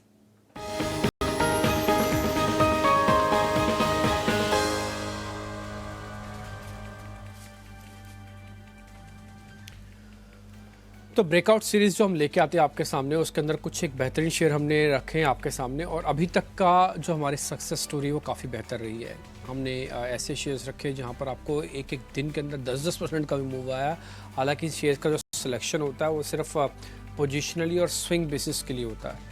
वो जैसे ही उसके अंदर ब्रेकआउट आता है हम आपको नोटिस भी करवाते हैं और साथ ही साथ उसके पीछे की रीजनिंग देते हैं पूरे ट्रांसपेरेंसी तरीके के साथ, चार्ट भी दिखाते हैं, लेवल्स भी दिखाते हैं और एक्सपर्ट से पूछते भी हैं। और एक और चीज़ की आप भी आपके सामने रखते हैं कि आपकी मर्जी, आप इसको कवर करना चाहें या करें, आप इसको नहीं देखना चाहें आप इसको देख भी सकते हैं, यह आपका फैसला है। लेकिन हम अपनी तरफ से जहाँ पे इंपॉर्टेंट शेयर्स होते हैं छांट फांट के आपके लिए सबसे अलग कर देते हैं ताकि इसका बेनिफिट आपको मिले। इसी कड़ी में आज हमने रखा है टाटा एलेक्सी का शेयर। मैं इसके वीकली चार्ट से आ रहा हूँ। वैसे तो पहली बार में वीकली चार्ट नहीं देखने चाहिए, लेकिन वीकली के अंदर आपको तस्वीर थोड़ी साफ दिखेगी, इसलिए मैं आपको वीकली चार्ट दिखाता हूँ। फिर बाद में मैं इसके मंथली और डेली चार्ट्स भी आपको मैं रफ में दिखा दूंगा, आप उसको देख लीजिएगा। मेरी स्क्रीन वाले जो चार्ट है आपकी स्क्रीन पर आएंगे, आप उसको ज़रा नोटिस कीजिएगा और देखिएगा भी। अगर आप देखेंगे तो इस तरह के चार्ट के अंदर ये 200 दिनों के एवरेज का गैप था बहुत बड़ा, ठीक है, आप अपनी स्क्रीन पे देखते जाइएगा, बहुत बड़ा गैप था। ये धीरे धीरे करके नैरो हुआ, अभी इतना नैरो हो चुका है कि आपके सपोर्ट में बदल चुका, और इसके पीछे एक बड़ी बार कुछ हुआ है ट्रेडिंग वॉल्यूम वगैरह, जिसने इस पूरे छोटे छोटे कैंडल्स का ब्रेकआउट करके एक बड़ा मूव दिया। हमने एक ट्रेंड लाइन ड्रॉ की है और ये वीकली बेसिस पर है। हाँ, इसमें एक कैंडल एक हफ्ते की है, ध्यान रखिएगा, एक कैंडल एक हफ्ते की है। ये जो पूरी कैंडल आप देख पा रहे हैं, ये एक रेजिस्टेंस और एक छोटा सा रेजिस्टेंस यहाँ पे बनता, जिसको इसने एक बार ब्रेक किया हुआ है। अब आपके पास अच्छी चीज़ क्या, जरा मैं वो बताता हूँ। अच्छी चीज़ में आप जरा नोटिस करेंगे तो ये अच्छी चीज़ आपके पास है, ये वाला हिस्सा, ये पूरी तरह से फनल तैयार है। मैं आपके लिए थोड़ा और ब्रॉड कर देता हूँ। ये पूरी तरह से फनल तैयार है और यहाँ से एक अच्छा मोमेंटो इसको मिल सकता है। आपके पास सपोर्ट कहाँ पे वो भी मैं बताता हूँ। शेयर 7800 पे बंद हुआ है, एक सपोर्ट आपको मिलेगा इस ब्लू कलर की लाइन पे, मैं लेवल्स नोटिस कराता हूँ, वो है 7300 का, और फिर एक बॉटम बना हुआ है 6700 का। तो आपके पास पूरे 100,000 पॉइंट के अंदर, यानी कि 1000 रुपये के अंदर इसको प्लस करने के 3 बार मौके मिलेंगे, 3 बार मौके। एक मौका अभी लिया जा सकता है, एक मौका करीब 400 रुपये के बाद और उसके बाद एक मौका उसके 400 रुपये के बाद। तो 3 मौक़ों में आप टाटा एलेक्सी को प्लस करना। ट्रस्ट में अगर ये सब कुछ ब्रेक नहीं होता और ये चैनल को वापस से हिस्सा करता है ऊपर की तरफ में, तो ये शेयर 11,000 12,000 का भी हो सकता है। और ये बात आप डिक्सन टेक्नोलॉजी के चार्ट को देख के आपको साफ समझ में आ जाएगी। किसी को लगता था 7,000 का डिक्सन बहुत महंगा है, आज वो 12,000 पे है। किसी को लगता था 9,000 का डिक्सन बहुत महंगा है, आज 12,000 पे है। तो इसके रेट ना देखिए कि 7800 का शेयर है, ये देखिए कि अभी चलने की गुंजाइश कितनी है। 2 इंपॉर्टेंट चीज़ें, टाटा ग्रुप की कंपनी है, इनोवेटिव में बिलीव करती है टाटा एलेक्सी, इनके इनोवेशन डिवीजन का बड़ा हिस्सा है, और चार्ट्स वगैरह स्ट्रक्चर वगैरह ठीक है। वॉल्यूम में किसी तरह की ऐसा कोई प्रॉब्लम नहीं है। थोड़ा वॉल्यूम कम होता है क्योंकि एफ&ओ में नहीं है ये शेयर, खाली कैश में अवेलेबल होगा, बट ये शेयर काफ़ी बेहतर है। एक बार इसको जरूर नोटिस कराते हैं। विशाली पारिक के हमारे साथ कार्यक्रम में, उनसे समझ लेते हैं। विशाली, मेरे को एक दिन का सौदा नहीं बनाना टाटा एलेक्सी में, मैं इसको पोजिशनली प्लेस करके रखना चाहता हूँ अपने पोर्टफोलियो में, क्योंकि यहाँ पे मेरा रिस्क रिवॉर्ड अच्छा है, कंपनी अच्छी है, ब्रेकआउट अच्छा है, यानी कि जितने पैसे मेरे जाएंगे उससे कहीं ज़्यादा पैसे मेरे आ भी सकते हैं। तो इसलिए मैं ये क्यों ना एक्सपेरिमेंट करूँ। तो मैं एक लैब टेस्टिंग के तौर पर अपने टोटल पोर्टफोलियो में से करीब 2 से 5% इसको जगह दूंगा। 100 रुपये में से मैं 10 रुपये लगाऊंगा, मान लीजिए आप, तो मैं क्या आज ही लगा दूं, फिर 10 रुपये मैं करीब 300-400 रुपये नीचे लगाऊंगा, तो क्या उसमें 10 रुपये और फिट कर दूं, लगा दूं? एक बार जरा अपनी राय दीजिए, स्टॉप लॉस और टारगेट बताएंगे तो ज़्यादा बेहतर होगा। डेफिनेटली। सो डिम्पी जी, ये स्टॉक मैं काफी क्लोजली देख रही हूँ और मेरा काफी व्यू पॉजिटिव है इस पे। मैं कहूंगी कि ये लेवल पे भी खरीदा जा सकता है। मुझे लगता नहीं है यहाँ से डिप आएगा, बट अगर हुआ तो 7400 का एक अच्छा सा सपोर्ट है। ये सपोर्ट को ध्यान में रख के अक्यूमुलेट करिए, बिकॉज वेरी सून ये एक तो 9000 लेवल्स एक टारगेट मिल सकते हैं, और आगे जाके प्रोजेक्शंस जो हम देख रहे हैं, अगर ये स्टॉक में फॉलो अप स्ट्रेंथ दिखी 9000 लेवल के आगे भी, तो 9800 का प्रोजेक्शन है। सो फिलहाल ये एक अट्रैक्टिव लेवल बन रहा है 7400 के सपोर्ट को ध्यान में रखते हुए। ठीक है, जैसे मैंने आपसे वादा भी किया था और खुद मैम ने भी ये बताया कि वो खुद इसको ट्रैक कर रहे हैं और उनका मानना है कि शेयर काफ़ी बढ़िया से चल सकता है। मैंने आपको मंथली चार्ट भी स्क्रीन पर दिखा देता हूँ और डेली भी, चलो मंथली छोड़ भी दे 1 मिनट के लिए, लेकिन डेली चार्ट भी अपनी स्क्रीन पर आप चेक कर लो, ताकि आपको थोड़ा आइडिया लग जाए कि मैं किस चीज़ की और कैसे कैसे कौन कौन सी बात बोल रहा हूँ। अब आप देखेंगे डेली चार्ट में थोड़ा और इसको फाइन ट्यून करता हूँ। आप देखिएगा ये पूरी तरह से एक फनल है जिसको टिपिकल हम कहते हैं, उसके बिल्कुल लोअर एज पे आगे रुके हैं, बिल्कुल हम लोअर एज पे आके रुके हुए हैं। आपको मैं थोड़ा और ड्रैग कर देता हूँ तो आपको थोड़ा और आइडिया लग जाएगा इसके बारे में। तो आप देखेंगे बिल्कुल हम लोअर एज पे आके रुके हैं, यहीं से एक ब्रेकआउट ड्यू है, जैसे ही होगा शूट कर सकता है। तो आप थोड़ा बहुत पोजीशन इसके अंदर डालिएगा। एक और चीज़, हम एक स्टैंडर्ड डिस्क्लोजर चला देते हैं। हम सिर्फ डाटा के बेसिस पर, पैटर्न्स के बेसिस पर, मोमेंटो के बेसिस पर शेयर को छांट के आपके सामने रखते हैं।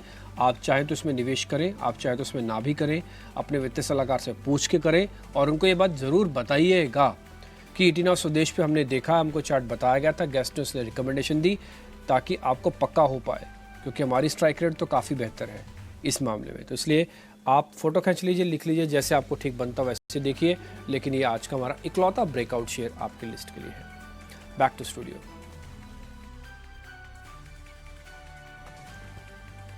बिल्कुल, तो ये हैं आज के कुछ ब्रेकआउट शेयर्स। अब कुछ मिनट रह गए हैं मार्केट के प्री ओपन में और उसके पहले कुछ और भी स्टॉक्स पर चर्चा कर लेते हैं। थोड़ी देर बाद हम आपके लिए वो उन स्टॉक्स के बारे में भी आपको बताएंगे जहां पर कि खबर के चलते एक्शन देखने को मिल सकता है।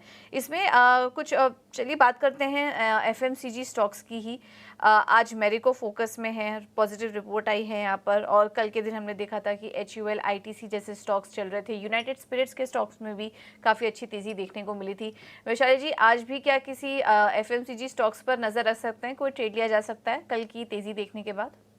So actually I think जैसे कि आपने मैरिको की बात करी, तो I think Marico, in fact Britannia पे जरूर ध्यान दीजिए। Britannia is ready for a breakout.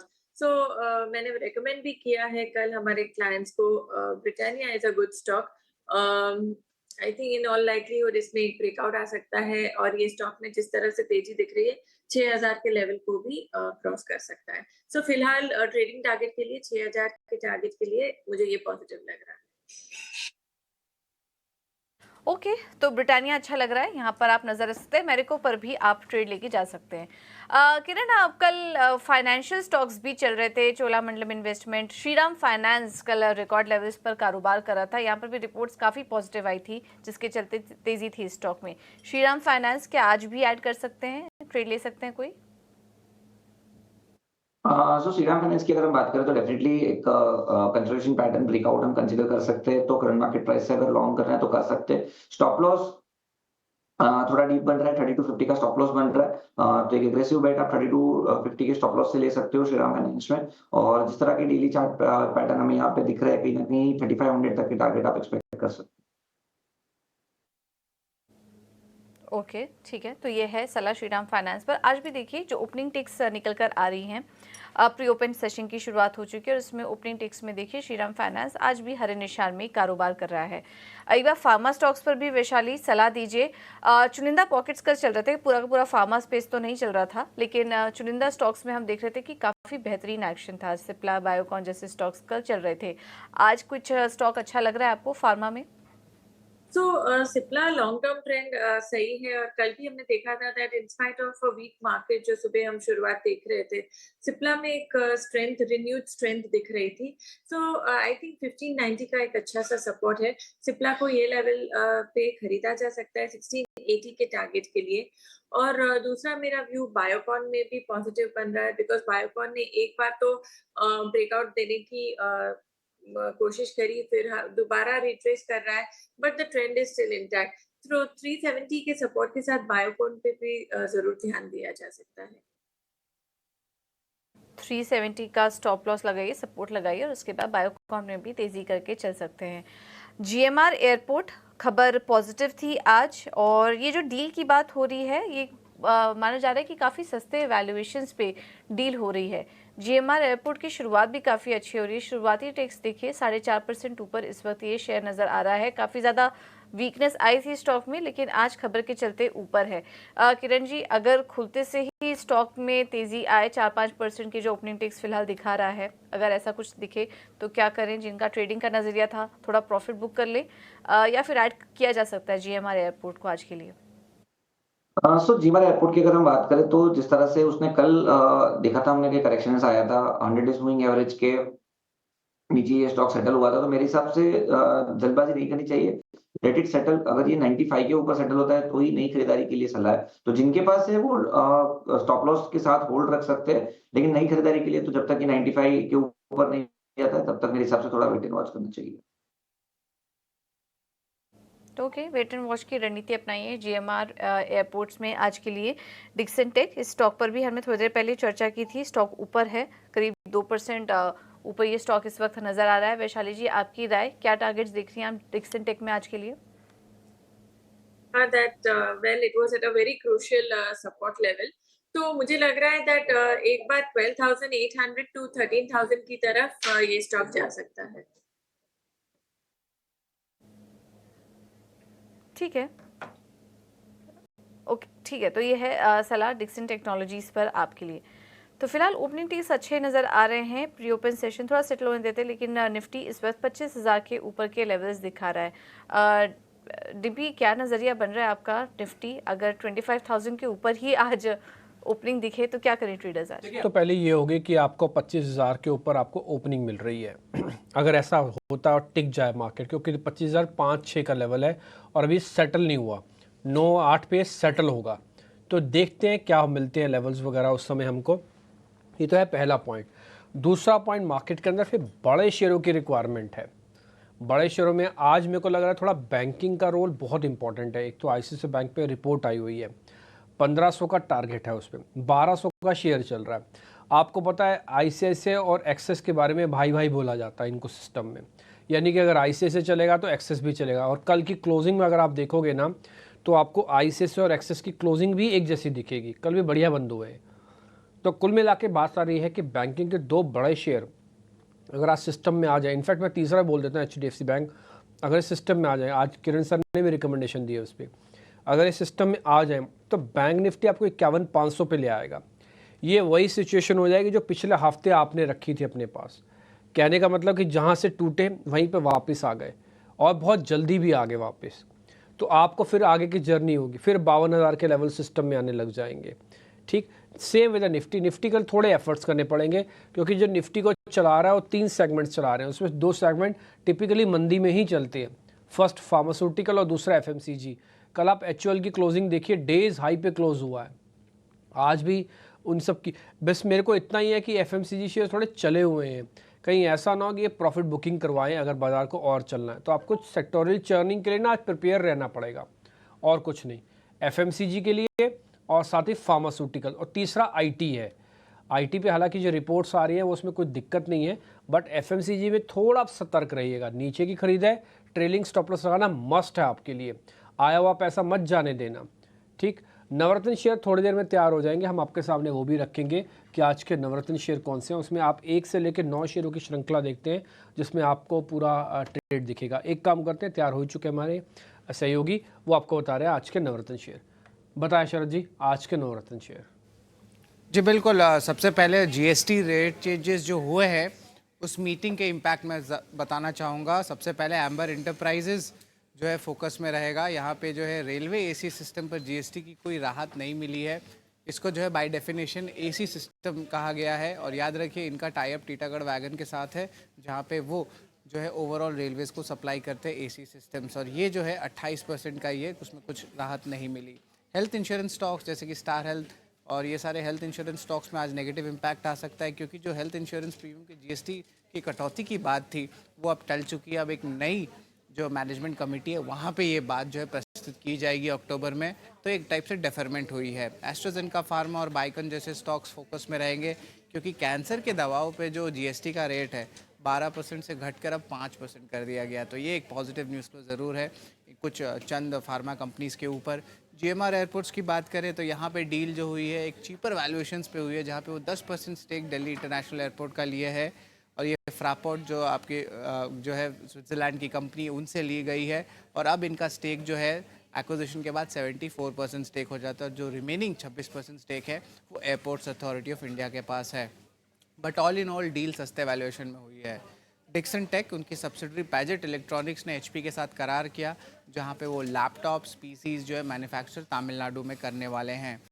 Sun pharma के लिए भी पॉजिटिव न्यूज़ फ्लो है, सन फार्मा, सिफ्ला और मेजर फार्मा कंपनीज़ के लिए, क्योंकि कल रात जो है US में एक इम्पॉर्टेंट एक्ट जो है उसे पास किया गया है, और वो चीन के खिलाफ आप कह सकते हैं एक्ट है, जहाँ पे बायो सिक्योर एक्ट होता है, उसके कारण जो है आज फार्मा स्टॉक्स पे तेज़ी देखने मिल सकती है, और ये एडवांटेज जो है भारत के फार्मा प्लेयर्स को मिलेगा। टाटा पावर, इनकी जो इम्पोर्टेंट प्लांट है, बहुत बड़ी प्लांट है, उनकी कमर्शियल प्रोडक्शन शुरू हो चुकी है, ऑपरेशन से ये तमिलनाडु में लोकेटेड है। हमारा 8वां स्टॉक जो है ICICI बैंक रहेगा। CLSE की रिपोर्ट आई है, यहाँ पे आउट परफॉर्म की रेटिंग बरकरार है, और लक्ष्य 1500 रुपये प्रति शेयर का रखा है।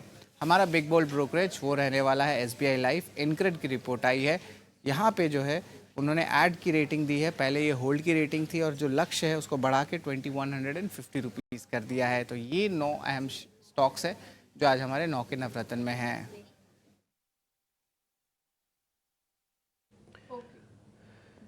जी, तो ये कुछ आज स्टॉक्स हैं जहां पर की नज़र रखिए खबरों के चलते।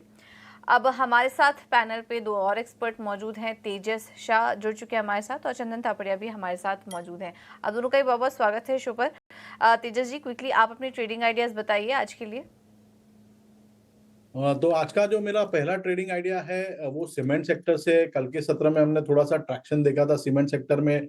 तो जो दिग्गज शेयर है सीमेंट सेक्टर से वो है अल्ट्राटेक लिमिटेड। तो ये जो स्टॉक है कल के सत्र में एक हैमर पैटर्न बनाया है और जो उसकी जो सपोर्ट लेवल मूविंग एवरेज की सपोर्ट लेके वो स्ट्रेंथ दिखा रहा है 20 दिन की। और ओवरऑल जो चार्ट स्ट्रक्चर है काफी स्ट्रांग है। तो अल्ट्राटेक सीमेंट में रिकमेंड करूंगा करंट भाव पे। इसमें स्टॉप लॉस आपको लगाना है 11,200 के नीचे। पहला लक्ष्य रहेगा 11,800 का और दूसरा लक्ष्य रहेगा 12,100 का और टाइम होराइजन रहेगा इसमें 8 से 10 दिन। इसके अलावा जो दूसरा स्टॉक मुझे पसंद है वो ऑटो सेक्टर से है और वो भी एक लीडर है Bajaj auto limited. Bajaj auto limited का चार्ट स्ट्रक्चर काफी स्ट्रांग है। स्टॉक ने एक मल्टी ईयर ब्रेकआउट दिया था रिसेंटली और एक नया ऑल टाइम हाई छुआ था। पिछले 4-5 दिन से स्टॉक एक करेक्शन मोड में है और करंट लेवल पे अभी रिस्क रिवॉर्ड काफी फेवरेबल है बाई करने के लिए। तो बजाज ऑटो में करीबन 10,800 के करीबन खरीदारी करनी चाहिए। इसमें आपको स्टॉप लॉस लगाना है 10,450 के नीचे। पहला लक्ष्य रहेगा 11,200 का और दूसरा लक्ष्य रहेगा 11,500 का। बजाज ऑटो पर ये है सलाह, खरीदारी करके चलिए। और अल्ट्राटेक सीमेंट भी अच्छा लग रहा है। ये दो राय आज तेजस जी की तरफ से। चंदन जी गुड मॉर्निंग, बताइए आपके ट्रेडिंग आइडियाज क्या होंगे आज? जी नमस्कार। देखिए सबसे पहले हम इंडेक्स की बात करें तो हमारा मानना है कि मेजर ट्रेंड बाजार का पॉजिटिव है और बाय ऑन डिक्लाइन का स्टेंस कंटिन्यूस रहेगा। 24,650 एक मेजर सपोर्ट है जो 157 गेन स्क्वायर प्लस पूरे मूव का 50% रिट्रेसमेंट जोन है। जब तक वो लेवल नहीं तोड़ता तब तक कोई भी हल्की गिरावट है उसमें खरीदारी की सलाह रहेगी। बट कल की रिकवर के बाद सपोर्ट थोड़े ऊपर शिफ्ट हुए। हमारा मानना है कि 24,750 के सपोर्ट से कहीं ना कहीं 25,250 और 25,333 के न्यू लाइफ टाइम हाई की तरफ फोकस करना चाहिए। स्टॉक वाइज आपने बात की है तो हमारा पॉजिटिव स्टेंस है selective cement, consumption and FMCG name पे। तो पहला ट्रेड रहेगा जेके सीमेंट। स्टॉक में देखे तो वीकली चार्ट पे एक मेजर ब्रेकआउट देखने को मिला है। एक रनिंग ट्राइंगल का breakout with high top side bottom indicate कर रहा है कि अपमूव एक्सटेंड होना चाहिए। तो खरीदारी की सलाह है। 4,700 का सपोर्ट, कहीं ना कहीं 5,000 तक के लक्ष्य यहाँ पे बन सकते हैं। दूसरा काउंटर रहेगा डाबर। डाबर आप देखिए एक कंसोलिडेशन ब्रेकआउट हो रहा है और मेरे हिसाब से पिछले लगभग 15-20 वीक में मल्टीपल टाइम 660 के ऊपर होल्ड करने का अटेम्प्ट दिया और अब एक डिसाइसिव ब्रेकआउट दे रहा है। तो डाबर पे खरीदारी की सलाह है। लोगों के बिल्टअप और पुट राइटिंग भी इंडिकेट करिए कि अपमूव होना चाहिए। और हमने ये भी नोटिस किया कि राइजिंग डिले वॉल्यूम भी पॉजिटिव प्राइस प्लेसमेंट दिखा रहा है। 650 के सपोर्ट से खरीदारी की सलाह होगी। 688 से लेकर 700 तक के टारगेट यहाँ पे बनने चाहिए। तो सीमेंट में दोनों ही एक्सपर्ट बुलिश। अल्ट्राटेक सीमेंट तेजस जी ने हाईलाइट किया, चंदन जी जेके सीमेंट बता रहे थे। कल हम देख रहे थे कि सीमेंट स्टॉक्स चल भी रहे थे, आज तेजी कंटिन्यू हो सकती है और ऐसे में डाबर भी अच्छा लग रहा है। एफएमसीजी स्टॉक्स में भी काफ़ी ज़्यादा यहाँ पर रिकमेंडेशन आए हैं। ब्रिटानिया, डाबर जैसे स्टॉक्स पर आज आप नज़र रखिए। ऑटो स्टॉक्स, बजाज ऑटो अभी तेजस जी ने दिया और आज हम देख रहे हैं ऑटो स्टॉक्स में मजबूती भी है। टाटा मोटर्स इस पर पॉजिटिव खुल रहा है करीब 1%। हीरो मोटोकॉर्प पॉजिटिव यहाँ पर दिखाई दे रहा है। किरण जी, ऑटो स्पेस में कोई और स्टॉक अच्छा लग रहा है आज आपको ट्रेड लेने के लिए? सो हीरो मोटोकॉर्प काफी हमें अच्छा लग रहा है। हमने कल पोस्ट मार्केट जो शो होता है पीडीवी के ऊपर, वहां पे हमने डिस्कस किया था हीरो मोटोकॉर्प कहीं ना कहीं 5740 के आसपास कंसोलिडेट होके ब्रेकआउट होने की तैयारी है। तो चांसेस है यहाँ पे कोई भी डिप आता है या करंट मार्केट प्राइस से हम लॉन्ग कर सकते हैं। जिस तरह के ओवरऑल चार्ट पैटर्न है कहीं ना कहीं ऊपर में 5850 5900 तक जा सकते हैं। तो हीरो मोटोकॉर्प काफी हमें अच्छा लग रहा है current market price.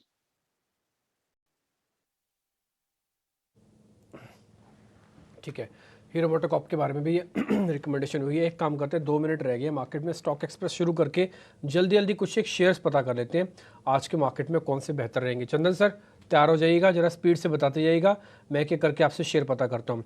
Sir IGL को खुलते प्लस करना है क्या? आईजीएल खुलते प्लस करें, स्टॉप लॉस टारगेट भी देते जाइएगा। बिल्कुल आईजीएल को प्लस किया जा सकता है क्योंकि एग्जैक्टली 50 डे का सपोर्ट लिया है, 2 दिन का डिक्लाइन कंप्लीट हुआ है, मेजर ट्रेंड पॉजिटिव है। सपोर्ट रहेगा आपका 523 का, अपसाइड बनेंगे 550 के। ठीक है सर, एक और शेयर जरा चेक करके बताना, कोटक बैंक खुलते इसको भी प्लस कर सकता हूँ क्या, कोटक बैंक को? कोटक को बिल्कुल पॉजिटिव मूव प्ले किया जा सकता है क्योंकि एक मेजर बुलिश कैंडल बना है, पॉजिटिव रेंज बाउंड इसका बायस है, बट लोअर बैंड से टर्न हो रहा है, इसलिए खरीदारी की सलाह बन रही है। 1760 का सपोर्ट होगा, ऊपर में 1840 के टारगेट के लिए। अंबुजा सीमेंट खुलते प्लस करूं सर, अंबुजा सीमेंट? देखिए सीमेंट सेलेक्टिव काउंटर में पॉजिटिव बायस देखने को मिला और मेनली हम यहाँ पे जेके सीमेंट और अल्ट्राटेक सीमेंट पे पॉजिटिव है। अंबुजा भी नीचे के लेवल से रिकवरी बनना चाहिए क्योंकि एक मल्टीपल सपोर्ट ले रहा है, सेलिंग अपोज ले रहा है। मेरे हिसाब से एक बार के लिए स्विंग बनेंगे, 620 के सपोर्ट से 648 के टारगेट बनेंगे। डी मार्ट को खुलते प्लस करूं sir, Avenue super mart, D mart खुलते प्लस करूं क्या इसको? बिल्कुल DMart one of the strongest counter है, प्लस करना चाहिए और जिनके पास है वो होल्ड भी करना चाहिए। मेरा ऐसा मानना है कि डीमार्ट अब वापस जिस हिसाब से पैटर्न बना है ईयरली चार्ट में न्यू लाइफ टाइम हाई 5900 की तरफ बढ़ना चाहिए। तो पोजिशनल भी पॉजिटिव है, वीकली मंथली डेली भी पॉजिटिव है, हाई टॉप हाई बॉटम के सीक्वेंस है। खरीदारी की सलाह रहेगी, चाहे आप इंट्राडे ट्रेडर हो या पोजिशनल ट्रेडर हो। सपोर्ट रहेगा लगभग 5215 का, ऊपर में 5500 और पोजिशनल 5900 के टारगेट बनेंगे। जुबलेंट फार्मा सर प्लस करने की रिकमेंडेशन दोगे? Jubilant pharma? बिल्कुल जुबलेंट फार्मा काफी अच्छा प्राइस सेटअप है, इनफैक्ट यहाँ पे खरीदारी की सलाह रहेगी और काफी अच्छा परफॉर्मेंस इस साल किया हुआ है, 87% अप मूव है, राउंडिंग फॉर्मेशन मंथली चार्ट में बना है। कल हालांकि बड़ा मूव आया था बट अभी भी उस मूव को ड्राइव करना चाहिए। 995 का सपोर्ट है, 1060 1080 के टारगेट बनने चाहिए। ठीक है, 30 सेकंड बाद मार्केट खुल जाएगा। कुछ बड़े बड़े शेयर्स आपके सामने रख देते हैं, एक बार जरा दिखा सकते हैं। आईसीआईसीआई बैंक जिस पे आज एक रिपोर्ट आई है वो जरा दिखाइएगा। इसके अलावा जो आज एफएम बता रही थी कि उन्होंने कुछ कैंसर ड्रग्स को रिलीफ दिया है, तो उसमें एस्ट्राजेनेका देखो आप गैप के साथ खुला है। डॉक्टर रेड्डीज बायोकॉन में भी कोई खास बड़ी दिक्कत दिख नहीं रही है। तो ये सारे के सारे शेयर अभी आपको फिर से नोटिस करवा देंगे। खैर आज के मैं फ्रीज लेवल आपको बता देता हूँ। जो निफ्टी फ्रीज हुआ है वो फ्रीज हुआ है करीब 63 पॉइंट ऊपर, 210 पॉइंट के साथ आज बैंक निफ्टी ने पहला टिक दिखाया। अब आया है 133 पॉइंट और 67 पॉइंट के साथ निफ्टी भी चल रहा है। निफ्टी ने 25,000 को सिर्फ दिखाया है अपनी शक्ल, देखते हैं क्या होता है। 25,000 के जितना ऊपर टिकेगा तो उतना स्ट्रांग हो जाएगा। आज का जो हाई लगा है वो 25,011 का लगा है और ओपन हुआ था 24,999 पे, यानी कि 25,000 पे ही हुआ है। ये 25,000 अपने आप स्क्रीन पर देख पा रहे हो। रेशियो काफ़ी अच्छी है आज की, वह 1500 शेयर वर्सेस 200 शेयर, ये इंडिकेट करने के लिए अपने आप में बहुत है। 51,200 फाइनली हमने पार कर लिया बैंक निफ्टी का। और फ्यूचर्स में क्योंकि प्रीमियम बना हुआ है तो इसलिए 51,400 तक हम आ चुके हैं 200 पॉइंट के प्रीमियम के साथ। आज अगर आप विक्स देखेंगे अभी तक उसमें टिक नहीं आए, जैसे टिक आएंगे आई होप थोड़ा और नीचे जाना चाहिए विक्स। इसके अलावा HDFC बैंक, रिलायंस इंडस्ट्रीज, ये एक बार जरा ये सारे शेयर्स दिखाते हैं ना स्पीड से, फिर हम सेक्टोरल चर्निंग भी करेंगे। एक दो शेयर जो खबरों वाले थे उसको भी चेक करेंगे। पहले दिखा रिलायंस इंडस्ट्रीज फ्लैट है, HDFC 6 रुपये ऊपर है और इसने 1650 के लेवल को पार किया हुआ है। फिर दिखाओ इन्फोसिस, फिर दिखाओ TCS, फिर दिखाओ HUL, फिर दिखाओ L&T।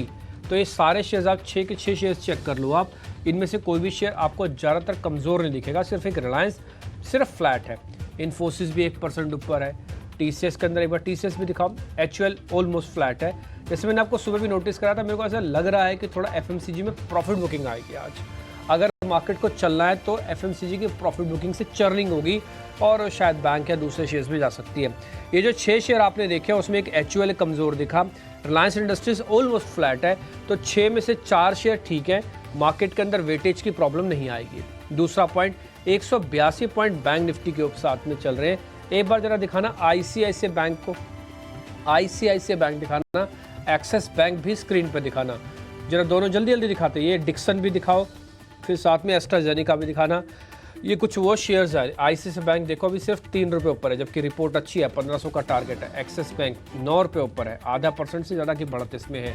इन दोनों शेयरों में से भी हम चुनाव कराते हैं। डिक्सन 2% गैप के साथ खुला, अभी करीब 1.5% गैप है, 168 रुपये इसने और जोड़े हुए हैं। ठीक है, तो आज ये एस्ट्राजेनेका, जिसको हम कह रहे थे कि दवा का अप्रूवल का बेनिफिट मिलेगा, बायोकॉन और डॉक्टर रेड्डीज को भी नोटिस करवा दो एक बार स्क्रीन पर, जरा आप ध्यान दीजिएगा उस पर भी। 1800 शेयर और 250 शेयर का आमने सामना खड़ा हुआ है। आज मार्केट ब्रेथ काफ़ी अच्छी है।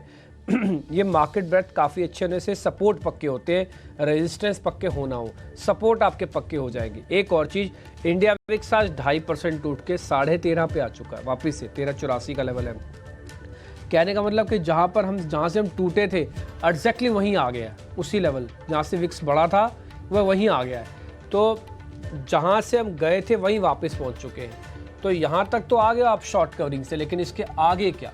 इसके आगे के लिए आपको फ्यूल चाहिए, इसके आगे के लिए चर्निंग चाहिए, आपको अच्छे शेयर्स की लीडरशिप चाहिए, पॉजिटिव न्यूज़ चाहिए, ग्लोबल मार्केट्स अच्छे चाहिए, बहुत सारी चीज़ें भी आपको और अच्छी चाहिए होंगी। इसलिए यहाँ तक की अचीवमेंट मुबारक हो, लेकिन उसके बाद की तेज़ी थोड़ा चेक करनी पड़ेगी।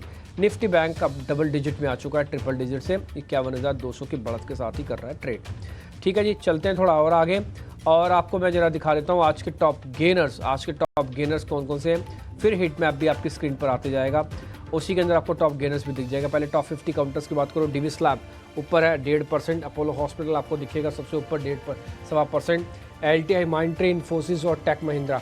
जो आज नुवामा की रिपोर्ट आई ना, उन्होंने टेक महिंद्रा का नाम नहीं लिया था, उन्होंने कहा था उस पर अभी वो नेगेटिव मेंटेन करते हैं, बट उनका नाम था LTI, माइंडट्री के साथ भी इन्फोसिस भी था, TCS भी था।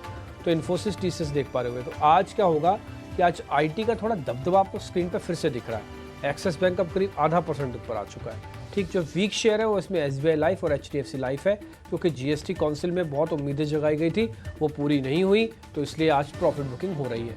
अदरवाइज स्ट्रक्चर दोनों के बहुत स्ट्रॉन्ग है, वैसी कोई प्रॉब्लम नहीं है। ये IT का हीट मैप आप अपने स्क्रीन पर देख पा रहे हो। दूसरा अब निफ्टी बैंक, इसका भी मेजॉरिटी हीट मैप आपको तेज दिखेगा। कोटक बैंक में सबसे ज़्यादा गिरावट के बाद भी 1/4% की ही गिरावट है, आप इसी से अंदाजा लगा लो इसमें। लेकिन अगर आप HDFC वगैरह सब काउंट कर भी रहे हो ना, तो उनका परसेंटेज गिव बहुत ज़्यादा नहीं है। ICICI और एक्सिस बैंक को हम आपको अलग से दिखा देंगे। एक्सिस बैंक मोटा मोटी आपको स्क्रीन पे लिखा है, क्योंकि ICICI बैंक में परसेंटेज 0.25 भी नहीं बन रहा, इसलिए इसके अंदर लिस्ट के अंदर आप बिल्कुल कॉर्नर पे देखोगे बिल्कुल फ्लैट पॉजिटिव नेगेटिव होने वाली कंडीशन में रुका हुआ है। आगे आ जाते हैं, ऑटो का इंडाइसिस दिखाना स्क्रीन पर, स्पीड से दिखाइए हिट मैप आप। ऑटो का इंडाइसिस देखेंगे आप तो ट्यूब इन्वेस्टमेंट्स, हीरो मोटोकॉर्प, आज हमारे गेस्ट की कॉल थी, अशोक लीलैंड भी आज चला, और M&M के अंदर हल्की हल्की प्रॉफिट बुकिंग है। इसके अलावा कुछ नहीं है और कुछ ज़्यादा मेरे को इसके अंदर एक्साइटमेंट वीकनेस कुछ भी नहीं दिख रही है। FMCG ये बहुत इंपॉर्टेंट है, FMCG के पे आपको थोड़ा सा ध्यान रखना होगा। FMCG में रेडिको, डाबर, इमामी, इसमें सिलेक्शन रखिएगा। जो थोड़े चले हुए स्टॉक्स है ना, उनमें ज़्यादा पोजीशंस मत लेना आप, थोड़ी कम पोजीशंस को मैटर करके ही आप इसके अंदर पोजीशंस बनाना। फार्मास्यूटिकल्स का एक बार जरा इंडाइसिस लेके आइए, उसमें लुपिन, सिप्ला वगैरह तो काफ़ी ठीक है, लॉरस लैब भी ठीक है। उसमें से आपको देखेंगे स्क्रीन पर सबसे ऊपर लॉरस दिखेगा, फाइजर है, टोरेंट है, ग्लैंड है, इप्का है, डिविस है, लुपिन है, ग्रेनल्स इंडिया है और विंडो फार्मा है। जितने शेयर्स देख पा रहे हैं उनमें सब में सबसे ज़्यादा परसेंटेज 2% है नेटको के, और सबसे कम बढ़ने वाले शेयर्स जिनसे हीट मैप के अकॉर्डिंग आउट ऑफ 12 शेयर्स वो है 0.89 और विंडो फार्मा का। तो फार्मा में आज काफ़ी अच्छा मूव आपको देखने को मिलेगा, तो ये एक आज का है। वैसे बता दूं आपको, डिविस लैब ने आज अपना साल का हाई भी टेस्ट किया है। अब मिड कैप के काउंटर्स आप अपने स्क्रीन पे देख पा रहे हैं, इसमें कफोर्स सबसे ऊपर है। जैसे मैंने उस नुमावा की रिपोर्ट से ही ढूंढ के कफोर्स भी पता किया था, किरण सर को तो पता ही है, उन्होंने खुद कफोर्स दिया, और मैंने उनसे पता भी किया था कि आपका TCS कफोर्स पे टेक किया है, तो उनकी लैंग्वेज से लग रहा था कि कफोर्स काफ़ी अच्छा है। और एक्ल फाइनेंस फिर से ब्रेकआउट हुआ है, OFSS के नाम से इसको हम बोलते हैं शेयर को। साथ ही अगर आप देखेंगे तो इसके अंदर मिड कैप कैटेगरी के अंदर आपको एक यूनियन बैंक दिखेगा, थोड़ा नोटिस करने वाला शेयर है बस, और तो मेरे को कुछ ऐसा कुछ दिखा नहीं। स्मॉल कैप के इंडाइसिस में तो आप देख ही लीजिएगा, इसमें तो खैर अलग ही कैलकुलेशंस चल रही है। खैर कुल मिला के मार्केट्स के अंदर अभी तक का सिनेरियो कोई बहुत ज़्यादा ठीक, बहुत ज़्यादा ख़राब नहीं है। 41 पॉइंट बढ़त के साथ है। बैंक निफ्टी धीरे धीरे करके अपने पॉइंट्स को खो रहा है, कल एक्स्ट्राऑर्डिनरी तेज़ी हो गई थी, आज थोड़ा अपने आप को चेक एंड बैलेंस कर रहा है। HDFC bank by the way आपको लाल निशान में आ गया, इसलिए 5-6 बड़े शेयरों के साथ ट्रेड करना, उनको समझना जरूरी होता है, जो आपको सुबह सुबह दिखाता हूँ। अब जरा ओपनिंग के ट्रेड की करते हैं बातचीत, और पूजा त्रिपाठी मेहमानों से ले रही है ओपनिंग के ट्रेड।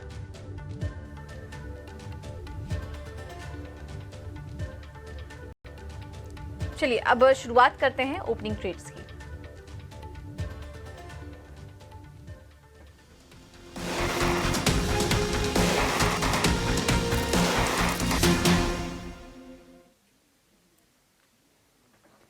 किरण, आपसे पहले शुरुआत करेंगे, बताइए आज के ओपनिंग ट्रेड्स आपकी तरफ से। सो अगर ओपनिंग देखें तो काफी डिसेंट हुई है। कहीं ना कहीं एफएमसीजी सेक्टर जो डीपीजी भी हाईलाइट कर रहे थे उसमें कल हमने डाबर डिस्कस किया था, पिछले वीक हमने एचयूएल डिस्कस किया था, आईटीसी भी ऑलरेडी हमने डिस्कस कर लिया है। लेकिन अभी करंट मार्केट प्राइस से आईटीसी काफी अच्छा लग रहा है, तो थोड़ा सेफ बेट के हिसाब से आईटीसी हम लॉन्ग करके जाएंगे करंट मार्केट प्राइस से। ओवरऑल 500 रुपीज का आप स्टॉप लॉस मेंटेन कीजिए और नीचे में 500 रुपए अगर नहीं ब्रेक हुआ आईटीसी में तो 2-3 दिन में हम 525 से 530 तक की एक रैली एक्सपेक्ट कर सकते हैं। तो मेरे हिसाब से आईटीसी डेफिनेटली हमें लॉन्ग करना चाहिए। और दो अपडेट भी है कि आज सुबह जो हमने डिस्कस किया था पेटीएम, तो पेटीएम नियर बाय हमारे टारगेट है, तो अगर जिनके पास है वो definitely cost to cost approach करके होल्ड रख सकते हैं। यहाँ से भी बड़े टारगेट आप एक्सपेक्ट कर सकते हो। और दूसरी एक अपडेट कि कल शाम को हमने हीरो मोटर कॉप दिया था आपके शो में, तो वो भी नियर टारगेट है, तो वहां पे भी आप अपने जो स्टॉप लॉस है वो कॉस्ट टू कॉस्ट कर दीजिए। पेटीएम आप होल्ड करके चल सकते हैं और आईटीसी में तेजी करने की सलाह है। अगले टारगेट्स दिखाई दे रहे हैं 530, 525 के, 500 का स्टॉप लॉस लगाने की सलाह। तेजस जी, आपकी तरफ से ट्रेडिंग आइडियाज क्या होंगे? तो मेरे हिसाब से डीवीज लैब एक अच्छा काउंटर लग रहा है। काफी अच्छे कंसोलिडेशन के बाद आज गैप अप ओपनिंग हुआ है, तो 5100 के स्टॉप लॉस से डीवीज लैब में खरीदारी करनी चाहिए। मुझे लग रहा है इसका जो प्रीवियस ऑल टाइम हाई है दिसंबर 2021 में फॉर्म हुआ था, जो करीबन 5400 के करीबन है, वो लेवल आ सकता है और वो सरपास किया तो हम 5550 तक के भी लेवल देख सकते हैं। तो Divi's lab is a good buy with a stop loss below 5100, targeting 5400 और 5550। 5400, 5550। कल भी ये स्टॉक ऑल टाइम हाई के पास कारोबार कर रहा था टीवीज लैब में, और तेजी के लिए आप एंट्री ले सकते हैं। चंदन जी, आपके ओपनिंग ट्रेड्स बताइए। बिल्कुल, देखिए ओपनिंग ट्रेड की हम बात करें तो अच्छी बात है कि निफ्टी स्टेबल हुआ है, बट अगेन फॉलो अप और स्विंग्स यहाँ पे चाहिए बड़े मूव के लिए। और मैं यहाँ पे ऑब्जर्व कर रहा हूँ कि सिलेक्टिव एफएमसीजी काउंटर परफॉर्म कर रहे हैं या कुछ आईटी रिलेटेड कंपनीज में पॉजिटिव मूव बन रहा है। तो मेरे रेडार पे काउंटर इंडिया मार्ट में पॉजिटिव प्राइस पैटर्न है, मल्टीपल राउंडिंग बॉटम बना के काउंटर अब 3000 के ऊपर डिसाइसिवली होल्ड कर रहा है। जिस हिसाब से सेटअप बना है, लग रहा है कि ये कंसोलिडेशन ब्रेकआउट एक नई रैली को तब्दील करेगा। 3025 के सपोर्ट रहेंगे, ऊपर में कहीं ना कहीं 3250 के टारगेट के लिए। ठीक है, इंडिया मार्ट ये ब्रेकआउट शेयर में डिस्कस भी हुआ था, हमने आपको बताया था। इस स्टॉक को आज चंदन जी भी नोटिस करवा रहे हैं, यहाँ पर आप तेजी करके चल सकते हैं। ये कुछ ट्रेडिंग आइडियाज़ किरण जी की तरफ से आईटीसी, तेजस जी की तरफ से डीवीज लैब, और चंदन जी ने इंडिया मार्ट सुझाया है, इस पर आज आप नज़र रखिए। इस बीच मेटल स्टॉक्स में हम देख रहे हैं कि थोड़ी वीकनेस है। पूरा का पूरा सेक्टरल इंडेक्स तो आज अच्छे परफॉर्म कर रहे हैं। चुनिंदा मेटल स्टॉक्स आज थोड़े कमज़ोर, इसमें वेदांता देखिए 4.5% नीचे है। किरण जी, क्या और करेक्शन देख रहे हैं आप वेदांता में? ईडीएल में अभी जो डाउनफॉल है वो because of the x dividend है। ओवरऑल अगर हम देखेंगे तो मेटल के अंदर कहीं ना कहीं एक सपोर्ट के आसपास घूम रहे हैं। अगर इधर तक हमें डिविडेंड का चार्ट एडजस्ट करके देखें तो कहीं ना कहीं एक स्ट्रॉन्ग सपोर्ट के आसपास ही ट्रेड कर रहा है। नो डाउट पिछले बार हमने देखा था कि 430 440 के बीच में कंसोलिडेट होकर स्टॉक में एक अपस्विंग 480 तक का आया था। मेरे हिसाब से आज थोड़ा वेटिंग वॉच कीजिए। अगर 430 जिनके पास है वो 430 का एक स्टॉप लॉस मेंटेन करा, तो 430 का लेवल ब्रेक नहीं हुआ तो यहाँ से हम एक डेफिनेटली ऊपर के लेवल एक्सपेक्ट कर सकते हैं। ओके, तो ये है सारा स्टॉक पर। SJVN ऊपर है, 4% की तेजी ये स्टॉक दिखा रहा है इस वक्त। तेजस जी, कैसे लग रहे हैं आपको SJVN के चार्ट्स? लगातार स्टॉक में एक तेजी बनी हुई है, अगली टारगेट्स क्या देख रहे हैं आप SJVN में? अगर पोजिशनल अगर व्यू देखेंगे तो SJVN का चार्ट स्ट्रक्चर थोड़ा वीक है। थोड़ा सा पुल बैक रैली लग रही है चार्ट के हिसाब से। मेरे हिसाब से कल के सत्र में नीचे से थोड़ी रिकवरी दिखाई दी और आज एक अच्छा खासा तेजी का रुझान है। तो मुझे लग रहा है यहाँ से एक 136 137 तक के लेवल हम देख सकते हैं ऑन इमीडिएट बेसिस। वहां पे 50 डे एक्सपोनेंशियल मूविंग एवरेज का काफी स्ट्रॉन्ग रेजिस्टेंस है, तो वहां से फ्रेश मुनाफा वसूली आ सकती है। बट ट्रेडिंग के हिसाब से 136 137 तक जा सकता है स्टॉक। ओके, तो ये है सलाह SJVN पर। इस बजट निफ्टी देखिए 25,000 के पार कारोबार करने की कोशिश, 25,000 टच किया लेकिन उसके बाद हल्का सा नीचे आया। उस लेवल को टेस्ट करने की कोशिश इस वक्त निफ्टी की। बैंक निफ्टी भी करीब 57 अंक ऊपर कारोबार कर रहा है। लेकिन मिड कैप स्मॉल कैप शेयरों में हम देख रहे हैं कि काफ़ी शानदार एक्शन बना हुआ है। चुनिंदा स्टॉक्स की बात करें तो आज SCI भी ऊपर है, शिपिंग कॉर्पोरेशन ऑफ इंडिया यहाँ पर भी 3% की तेजी इस वक्त देखने को मिल रही है। चंदन जी, अगले टारगेट्स आप क्या देख रहे हैं SCI में? बिल्कुल, SCI की बात करें तो देखिए पिछले कुछ दिनों से शिपिंग काउंटर परफॉर्म नहीं कर रहे और इनफैक्ट निफ्टी CPSE इंडेक्स पूरा का पूरा एक प्रॉफिट बुकिंग मोड में है। तो जरूर SCI ने पिछले कुछ दिनों की प्रॉफिट बुकिंग के बाद आज रिकवरी देखी है, बट इस रिकवरी में कितना दम है वो देखना पड़ेगा। एज ऑफ नाउ तो यही सलाह रहेगी कि 247 का सपोर्ट रखें और बाउंस प्ले करना है तो 266 270 तक का प्ले कीजिए।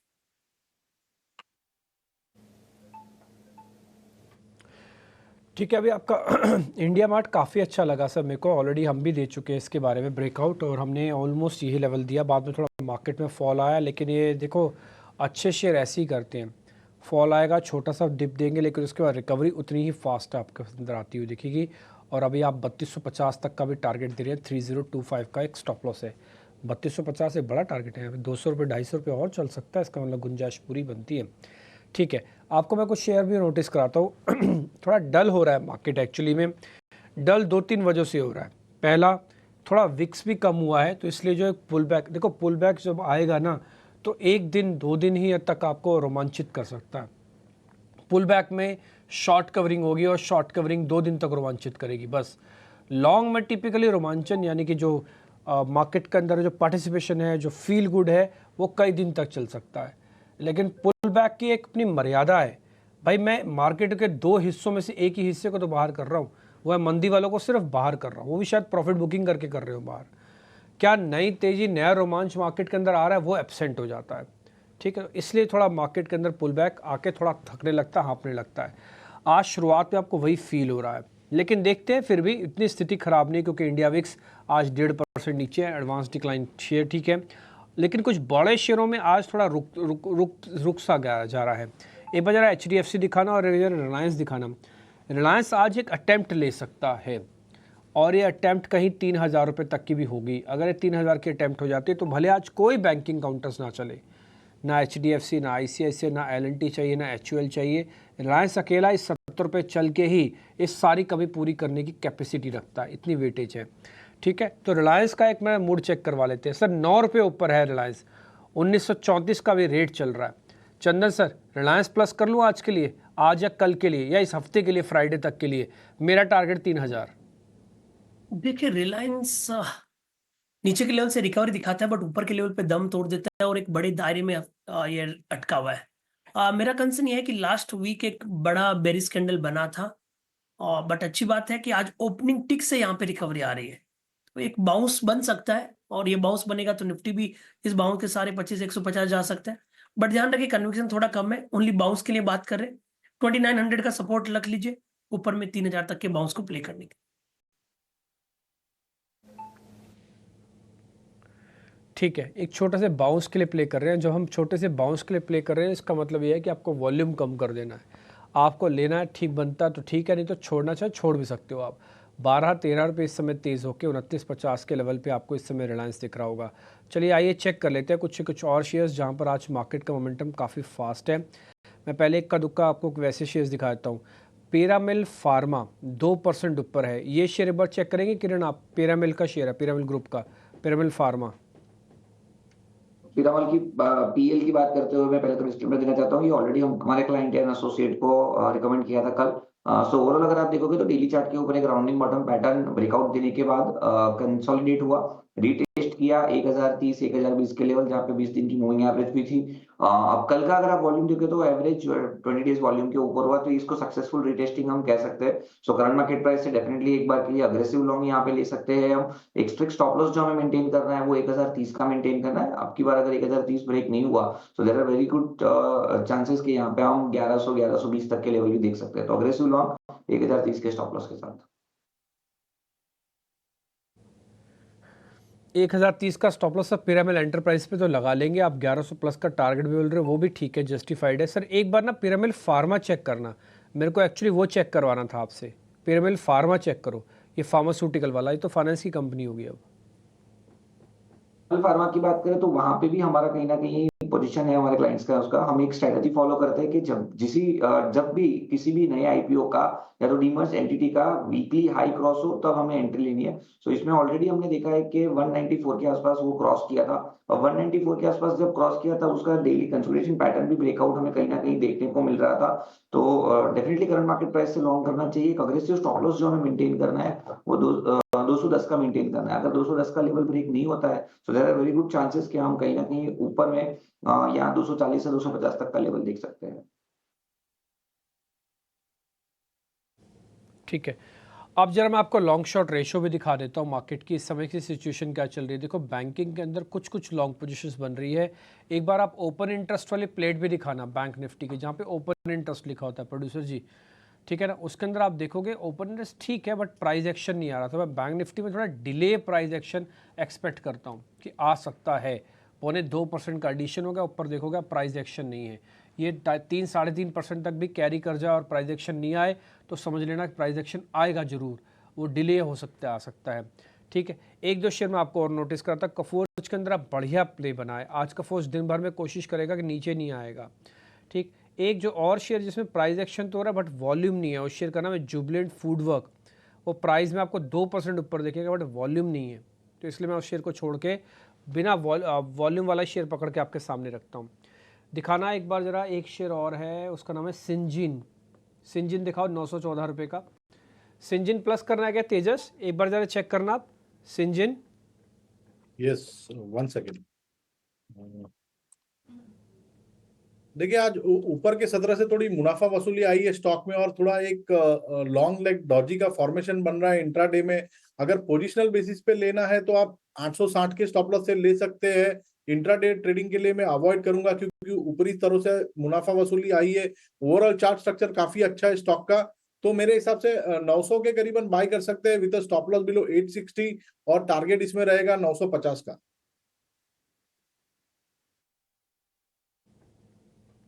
ठीक है, कुछ और शेयर्स भी हैं लिस्ट में जहां पर आज फ्रेश लॉन्ग पोजीशंस बन रही हैं, लेकिन बस एक ही प्रॉब्लम है, वो ना एग्रेशन नहीं दिख रहा मेरे को उसके अंदर, और जिनके अंदर है भी ना वो अपने आप में डिफेंसिव शेयर हैं। चलो मैं आपको इनके नाम भी बताता हूँ।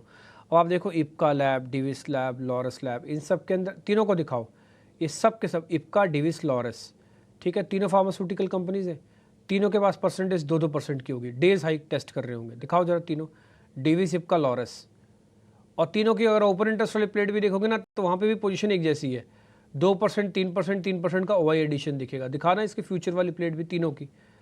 तो ये क्या डिफेंसिव शेयर्स हैं मार्केट के, ये जब तक चलते रहेंगे ना बाजार को बहुत तेज़ी से आने नहीं देंगे। या अगर आप फ्यूचर्स भी चेक करो, फ्यूचर्स नहीं जिसमें मैंने ओपन इंटरेस्ट वाली प्लेट बोलता हूँ वो दिखाया कीजिए। फ्यूचर्स में तो प्रीमियम वगैरह जुड़ा होता है। ठीक है, एनी हाउ, बट इसको छोड़ दो 1 मिनट के लिए। अब इसके मैं हट के थोड़ा कुछ शेयर पता करता हूँ जो देखता हूँ मेरे को कोई मिल जाए। सिंजिन में ऑलरेडी पता कर चुका हूँ। इंडिया मार्ट सर ने दे दिया, 3200 प्लस तक का टारगेट है। और हीरो मोटोकॉप अभी किरण ने दिया है रिकमेंडेशन। 1% बी सॉफ्ट का अंदर चल रहा है आज, लेकिन वॉल्यूम कम है। एक डालमिया भारत जरा दिखाना, डालमिया भारत दिखाओ तो जरा एक बार। डालमिया भारत, चंदन सर एक बार जरा इसको चेक करना। बिल्कुल, देखिए अगेन काफी सेलेक्टिव काउंटर चल रहे हैं और थोड़ा मोमेंटम स्लो है बाजार की बात करें, but Dalmia Bharat one of the strongest counter जो लगातार पिछले कुछ सालों से परफॉर्म कर रहा है। स्पेशली आप इस काउंटर की बात करें तो नीचे के लेवल से रिकवरी हुई है, और इस साल जरूर ये कंसोलिडेटिव मूव दिखा है, बट एग्जैक्टली की मूविंग एवरेज से बार बार टर्न ले जाता है। डेली चार्ट पे देखिए तो एक राइजिंग ट्रेंड लाइन को होल्ड कर रहा है, और 50 डे का बेस कल बना है, तो पॉजिटिव बायस बन सकता है। यहाँ पे सपोर्ट रहेगा लगभग 1855 के आसपास, ऊपर में टारगेट बनेंगे कहीं ना कहीं 1980 के आसपास।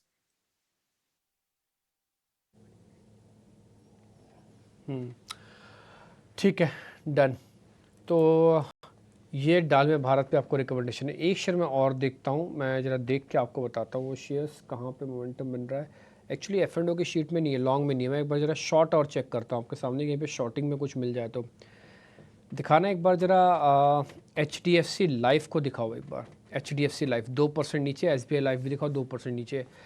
सर ये नीचे जाने पर सपोर्ट कहाँ पे है इसके किरण सर, दोनों के, HDFC लाइफ के और SBI लाइफ के?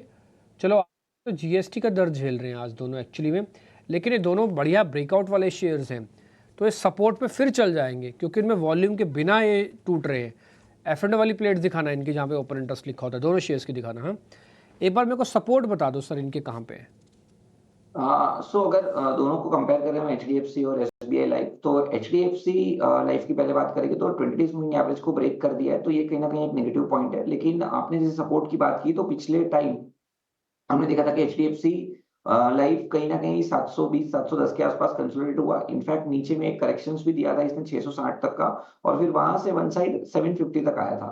तो कहीं ना कहीं 700 710 इंपॉर्टेंट सपोर्ट रहेगा। मुझे लग रहा है कि उसके आसपास ही स्टॉक में एक कंसोलिडेशन या तो वहां से ही रिबाउंड आना चाहिए। तो करंट मार्केट प्राइस नहीं 700 710 के बीच में आप लॉन्ग कीजिए। एक स्ट्रिक्ट स्टॉप लॉस 670 का मैनेज कीजिए। अगर 670 ब्रेक नहीं होता है तो वापस ये स्टॉक 750 पे आ सकता है।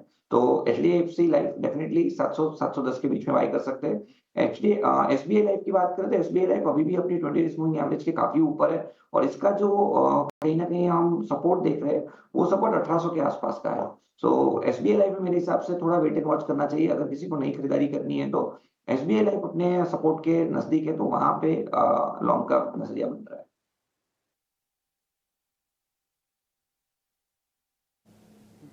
चंदन सर, आपका इंडिया मार्ट तो 3100 पार हो गया फ्यूचर्स में। मैंने इंडिया मार्ट के सितंबर फ्यूचर्स अपनी स्क्रीन पे लगा रखे हैं, आज करीब 1.5% के साथ उसने 3100 का लेवल अभी अभी पार किया है। ये आज में 3200 का भी हो सकता है सर, इतनी कैपेसिटी है इसकी चलने की? देखिए स्टॉक में कैपेसिटी है, बट कंसर्न ये है कि निफ्टी ऊपर के लेवल पे वापस टिक नहीं रहा है, क्योंकि कहीं ना कहीं आज 25,000 के लेवल को होल्ड करवाना जरूरी है। बट यस, यदि इंडिविजुअल स्टॉक की बात करें तो अच्छा सेटअप है, मेरा मानना है अपमूव बनना चाहिए। और आपने जब इंडिया की बात की है तो इंडिया मार्ट के अलावा एक और काउंटर में यहाँ पे सजेस्ट करना चाहता हूँ। तो सबसे पहले तो मैं इंडिया मार्ट पे अपना कमेंट को कंप्लीट करता हूँ कि यहाँ पे बिल्कुल मूवमेंट बन सकता है, और मेरा मानना है कहीं ना कहीं 3180 3200 तक के लेवल बनने चाहिए। और आप जब इंडिया की बात कर रहे हो तो मैं इंडियन होटल पे फोकस करना चाहूंगा। ये भी one of the strongest counter है जहाँ पे ब्रेकआउट हुआ है। इवन बाजार कंसोलिडेट करेगा तो भी यहाँ पे मूवमेंट हुआ होगा।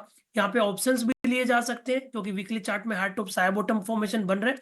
तो इंडियन होटल भी यहाँ पे खरीदारी की सलाह रहेगी। इंडिया मार्ट ट्रेक करते करते ये रेडार पे आया 666 का सपोर्ट रहेगा, ऊपर में लगभग 695 से लेके 700 के टारगेट के लिए। ठीक है, लेकिन चंदन सर ये हमारे रेडार पे था, पूछिए कैसे हमारे रेडार पे कैसे था ये, जरा पूछिए फिर मैं आपको बताता हूँ। जी बताइए सर। ये इसलिए हमारे रेडार पे था क्योंकि आज हमारी एक और मेहमान थी थोड़ी देर पहले ही, विशाली पारिक, उनकी आज लिस्ट की ट्रेडिंग कॉल है ये। उन्होंने इंडियन होटल्स आज सुबह सुबह हमको दिया मार्केट खुलने से पहले। अंबुजा सीमेंट भी था उनकी लिस्ट में। फिर आप बाद में जब आपने जेके सीमेंट बोला तो मेरे को लगा कि हाँ सीमेंट में बाइंग तो हो सकती है। जेके सीमेंट 3-4 दिन पहले हमने भी ब्रेकआउट में रखा था। तो इंडियन होटल्स हमारी लिस्ट में सुबह भी नोटिस को अच्छा किया, आपने बता दिया। जैसे आपने बताया मैंने तुरंत उसके चार्ट भी खोले। 15 मिनट के चार्ट के अंदर तो मामला बहुत खिंचा हुआ है, लेकिन आप जैसे आवरली देखोगे तो आज पहली बार इसका ट्रेंड रिवर्सल भी हुआ है। और मैं दिन भी बता देता हूँ, खैर चंदन सर तो ज़्यादा से अच्छे से इसको देख रहे हैं, लेकिन जब बात इतनी छिड़ी है तो सारी चीज़ पता होनी चाहिए। 6 तारीख के बाद यानी कि 3 दिन के बाद इसका ट्रेंड रिवर्सल हुआ और बड़ी कैंडल के साथ फिर से हुआ है, तो ये एक इंटरेस्टिंग पॉइंट है। ठीक है जी, इंडियन होटल्स भी ध्यान रखना। सेलेक्टिव शेयर्स पकड़ो, मैं फिर से कहता हूँ बाजार कहीं नहीं जा रहा, क्योंकि उसका फ्यूल ही खत्म हो जाएगा शॉर्ट कवरिंग का, वो कहीं नहीं जाएगा। लेकिन आपको स्टॉक स्पेसिफिक काम करोगे तो बहुत अच्छे पैसे आपके पास आ सकते हैं। दिवांग शाह को अपने साथ जोड़ते हैं, ऑप्शंस का ट्रेड आपके सामने रखते हैं ऑप्शंस के चैंपियन में।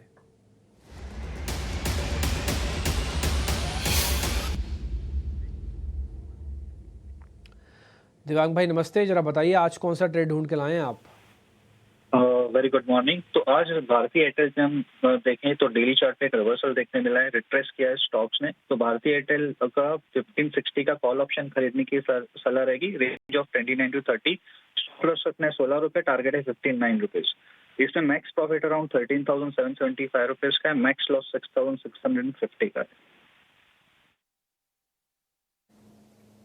ठीक है, भारती एयरटेल टेलीकॉम स्टॉक्स आज ऊपर भी हैं, वोडा आइडिया भी ऊपर आज दिखाई दे रहा है। इसमें अधिकतम मुनाफा स्ट्रैटेजी में 13,775 तक का हो सकता है। तो ये है देवांग जी की सलाह। लेकिन एक सेबी का जो रिस्क डिस्क्लोजर है वो भी आपके लिए चलवा देते हैं, और अगर आप ऑप्शन में ट्रेड कर रहे हैं तो संभल के ट्रेड कीजिए, स्टॉप लॉसेस का ध्यान रखिए क्योंकि ज़्यादातर लोगों को इसमें नुकसान हो सकता है। इस बीच चुनिंदा प्राइवेट बैंकिंग स्टॉक्स में अच्छी तेज़ी दिखाई दे रही है। जो मिड कैप स्टॉक्स हैं उनकी बात कर रहे हैं हम।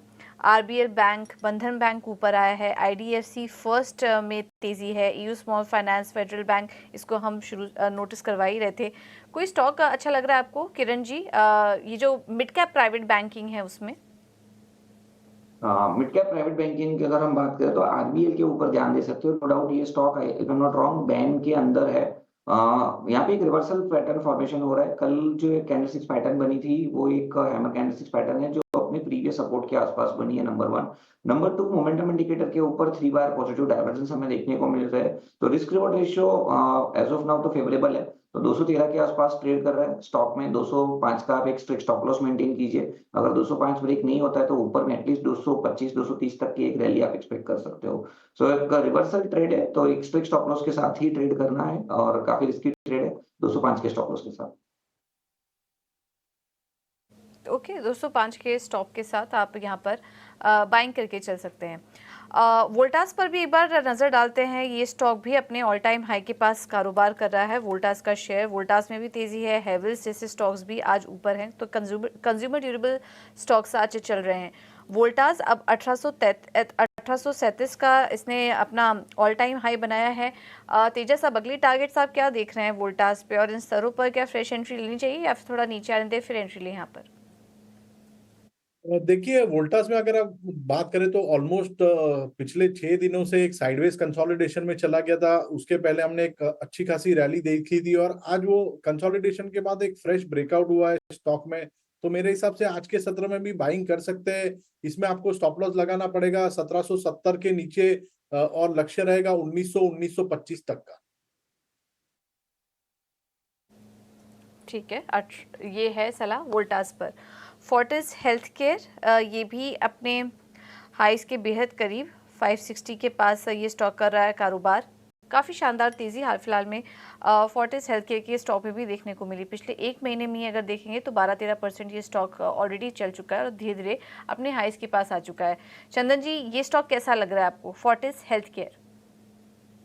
बिल्कुल, फोर्टिस की बात करें तो अच्छा सेटअप है। स्लो एंड स्टडी अपने बेस को ऊपर की तरफ शिफ्ट हो रहा है। हालांकि वैसे देखें तो पिछले लगभग 12 दिनों से उसी रेंज के आसपास है, बट अच्छी बात है उसके बावजूद भी सपोर्ट्स हल्के से ऊपर की तरफ शिफ्ट हो रहे हैं। मेरा मानना है कि हल्का सा फॉलोअप हुआ तो इस काउंटर में एक नया ब्रेकआउट होगा और कहीं ना कहीं वीकली चार्ट के जो हायर लोज के सीक्वेंस है वो एक अर्ली साइन दे रहे हैं ब्रेकआउट के। तो 550 के सपोर्ट से यहाँ पे खरीदारी की सलाह देंगे। इस बार का ब्रेकआउट 580 से लेके 590 तक के टारगेट को छूते हुए नजर आएगा। ओके, तो 590 दिखाई दे रहे हैं अगले टारगेट स्टॉक में, जिनके पास है बने रहने की सलाह फोर्टिस हेल्थ केयर में आपके लिए। बैंक निफ्टी थोड़ा नीचे आया है, इस बीच लाल निशान में आ चुका है। तो बाजार में बढ़त तो काफ़ी अच्छी हुई थी, लेकिन अब वहाँ से थोड़ा यहाँ पर करेक्शन इस वक्त बाजार में देखने को मिल रहा है। और जैसे कि हम बात कर रहे थे कि जब तक 24,800 के ऊपर है तब तक कोई डरने वाली बात नहीं है, आप एंट्री करके चलिए। बैंक निफ्टी अब देखिए दिन के निचले स्तर पर इस वक्त यहाँ पर कारोबार हो रहा है। लेकिन मिड कैप स्टॉक्स में हम देख रहे हैं कि काफ़ी अच्छा एक्शन बना हुआ है। इसमें कुछ और भी स्टॉक्स में मोमेंटम आया है। एक बार बात करते हैं एमजीएल की। 2% है ये स्टॉक इस वक्त ऊपर एमजीएल का। किरण जी, राय दीजिए, एमजीएल पर क्या करें, कोई ट्रेड लेना की सलाह देंगे आप यहाँ पर? गैस डिस्ट्रीब्यूशन कंपनीज के अंदर हमने देखा था कि पिछला महीना काफी अच्छा था। अब वहां से ही हमने देखा कि कहीं ना कहीं स्टॉक कंसोलिडेशन के अंदर है। अब कंसोलिडेशन पैटर्न ब्रेकआउट देखने को मिल रहा है, तो काफी अच्छा एक पिक है करंट मार्केट प्राइस से। असेंडिंग ट्रायंगल पैटर्न ब्रेकआउट हमें देखने को मिल रहा है। रिस्क रिवॉर्ड रेशियो काफी फेवरेबल है, 1880 के आसपास स्टॉक चल रहा है। आप नीचे में 1800 रुपए का एक स्टॉप लॉस मेंटेन कीजिए और जिस तरह के चार्ट पैटर्न है एटलीस्ट आप ऊपर में 2000 तक के टारगेट एक्सपेक्ट कर सकते हो। तो काफी अच्छी चॉइस है, मुझे बात करना चाहिए। ठीक है, एमजीएल पर सलाह। नाल्को भी तेजी से ऊपर, करीब 2.5% ऊपर अब नाल्को भी आ चुका है 174 के पास। तेजस जी, नाल्को में अगले टारगेट साहब क्या देख रहे हैं, कोई ट्रेड लेना चाहिए यहाँ पर नेशनल एल्यूमिनियम में? देखो, नाल्को में हम लगातार मेटल सेक्टर में गिरावट देख रहे हैं। स्टॉक थोड़ा ओवरसोल्ड में है। आर्ली चार्ट पे तो थोड़ी सी रैली आ सकती है। तो इंट्राडे के हिसाब से अगर किसी को बाय करना है तो 171 के स्टॉप लॉस से बाय कर सकते हैं। लक्ष्य रहेगा 180 और 181 का, but from a intraday perspective.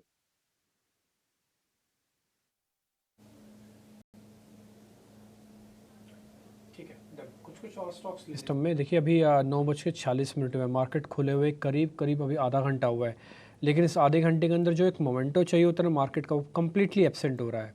ठीक है, बैंक निफ्टी तो ऑलरेडी 26-27 पॉइंट नीचे है। देखिए मैं आपको सुबह भी यही बात तो आपको मैं बता रहा था कि आप पुल बैक कर आ तो सकते हैं, लेकिन पुल बैक की भी अपनी एक मर्यादा है, एक लेवल तक ही आप पुल बैक लेके आएंगे। देखो आज एक अटेम्प्ट हुई है 25,000 को पार करने की, मैं आपको लेवल्स के साथ ही बताता हूँ, ऐसी कोई कोल कल्पित बात नहीं बता रहा मैं आपको। आज ओपन हुए थे हम डॉट 25,000 पे, 24,999.40 है, तो इसको मैं राउंड फिगर करके 25,000 कर देता हूँ। आपका हाई कितना लगा? 25,014 का। खुलने के बाद अगर आपने हाई बनाया तो सिर्फ 10 पॉइंट का बनाया निफ्टी का। कहने का मतलब ये है कि कल के लो जो है 936 का, हम उसकी तरफ बढ़ रहे हैं वापस से। तो अगर ऐसा होता है जो कल का भी हम लो ब्रेक कर देते हैं तो कल की क्लोजिंग, आज का गैप वो ख़त्म हो गया, वो पूरा मैटर ख़त्म। अब आपको थोड़ा और तैयारी करके लाना होगा, क्योंकि आपको जो कॉन्टिन्यूटी इफेक्ट का आप मज़ा ले सकते थे वो पूरी तरह से एब्सेंट हो गया। दिखाओ जरा एक बार एडवांस डिक्लाइन की रेशो भी, एडवांस डिक्लाइन निफ्टी का एडवांस डिक्लाइन जहाँ पे आता है बढ़ने वाले शेयर और गिरने वाले शेयर। भले ही आज रेशो काफ़ी अच्छी है, लेकिन आज मार्केट के अंदर फील नहीं हो रहा। यही रेशो आप कल देख रहे थे मार्केट के अंदर, लेकिन कल बाजार चल रहा था। कल जस्ट इसका रिवर्स था, डिक्लाइंस ज़्यादा थे, मेजॉरिटी ऑफ द समय एडवांसेस कम थे, बट कल बाजार चल रहा था, क्योंकि कल बाजार ना पुल बैक मोड में था। आज बाजार को नई ऊर्जा, नई एनर्जी लानी थी, वो एब्सेंट हो गई। ज़्यादा शेयर तेज़ होने के बावजूद भी बैंक निफ्टी लाल निशान में है। आप सोच सकते हो क्यों? वेटेज वाले शेयरों का पार्टिसिपेशन नहीं है।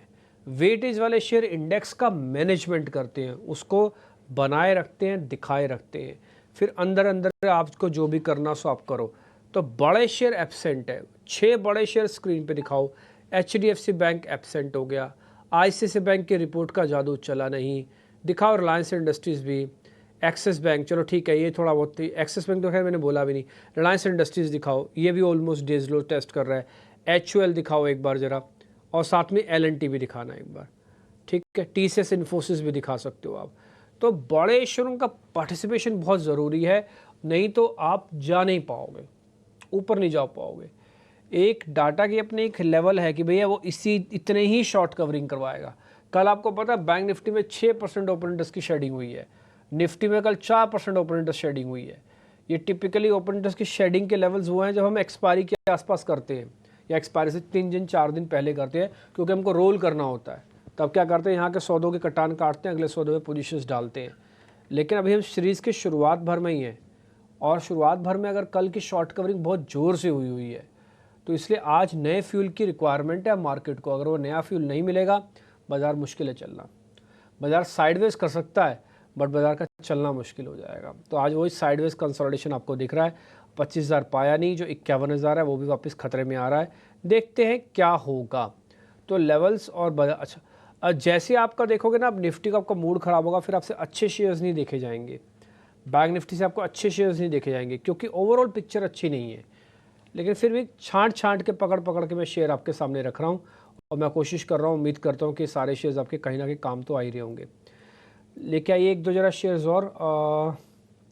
कफोर्स तो नीचे जाना नहीं है, कफोर्स 3.5% हो गया नीचे, क्योंकि इसका बिल्डअप ठीक है। एक और शेयर है डिविस लैब, मेरे को लग रहा है ये थोड़ा और चल सकता है अभी आप प्राइस एक्शन के हिसाब से। इसकी फ्यूचर वाली प्लेट दिखाना डिविस लैब की। और एक और इंडिकेशन इसी के शेयर्स में छपा हुआ है। आप देखो आज के टॉप F&O वाली शीट में देख रहा हूँ, टॉप गेनर कौन है लॉन्ग साइड में? डिविस लैब, लॉरेस, ठीक, कफोर्ज, ओरेकल फाइनेंस, जुबिलेंट फूडवर्क, ये सारे के सारे शेयर्स वही हैं जो मार्केट में टिपिकली डिफेंसिव नेचर्स के अंदर चलते हैं। ये देखो 6% का ओवाई एडिशन है। चंदन सर से पता करते हैं। चंदन सर एक बार जरा डिविस चेक कर लेना, ऑप्शन कहोगे तो मैं ऑप्शन भी ले सकता हूँ इसकी। बिल्कुल, देखिए डिविस स्ट्रॉन्ग है, बट एक्चुअली मोमेंटम इतना नहीं है, और ऑप्शंस के लिए बड़ा मोमेंटम चाहिए तभी जाके स्विंग बनेंगे। बट फिर भी यहाँ पे कंपैरेटिवली बाजार के अगेंस्ट में आउट परफॉर्म कर रहे हैं, लॉन्ग्स के बिल्टअप बने हैं। जिस हिसाब से प्राइस सेटअप है, यहाँ पे 5500 के टारगेट है, 5200 के सपोर्ट से खरीदारी की सलाह रहेगी। ऑप्शंस के प्रीमियम को जस्ट मैं ऑब्जर्व कर रहा हूँ, आप देखोगे यहाँ पे कॉल अनवाइंडिंग हो रही है और हल्की सी पुट राइटिंग हो रही है। बाजार की वीकनेस के बावजूद भी यहाँ पे होल्ड देखने को मिल रहा है। 5300 के कॉल में आज एक ब्रेकआउट बना है, लगभग 115-120 के बीच में ऑप्शन लिया जा सकता है। सपोर्ट रहेगा 95 का, टारगेट रहेगा 155 का।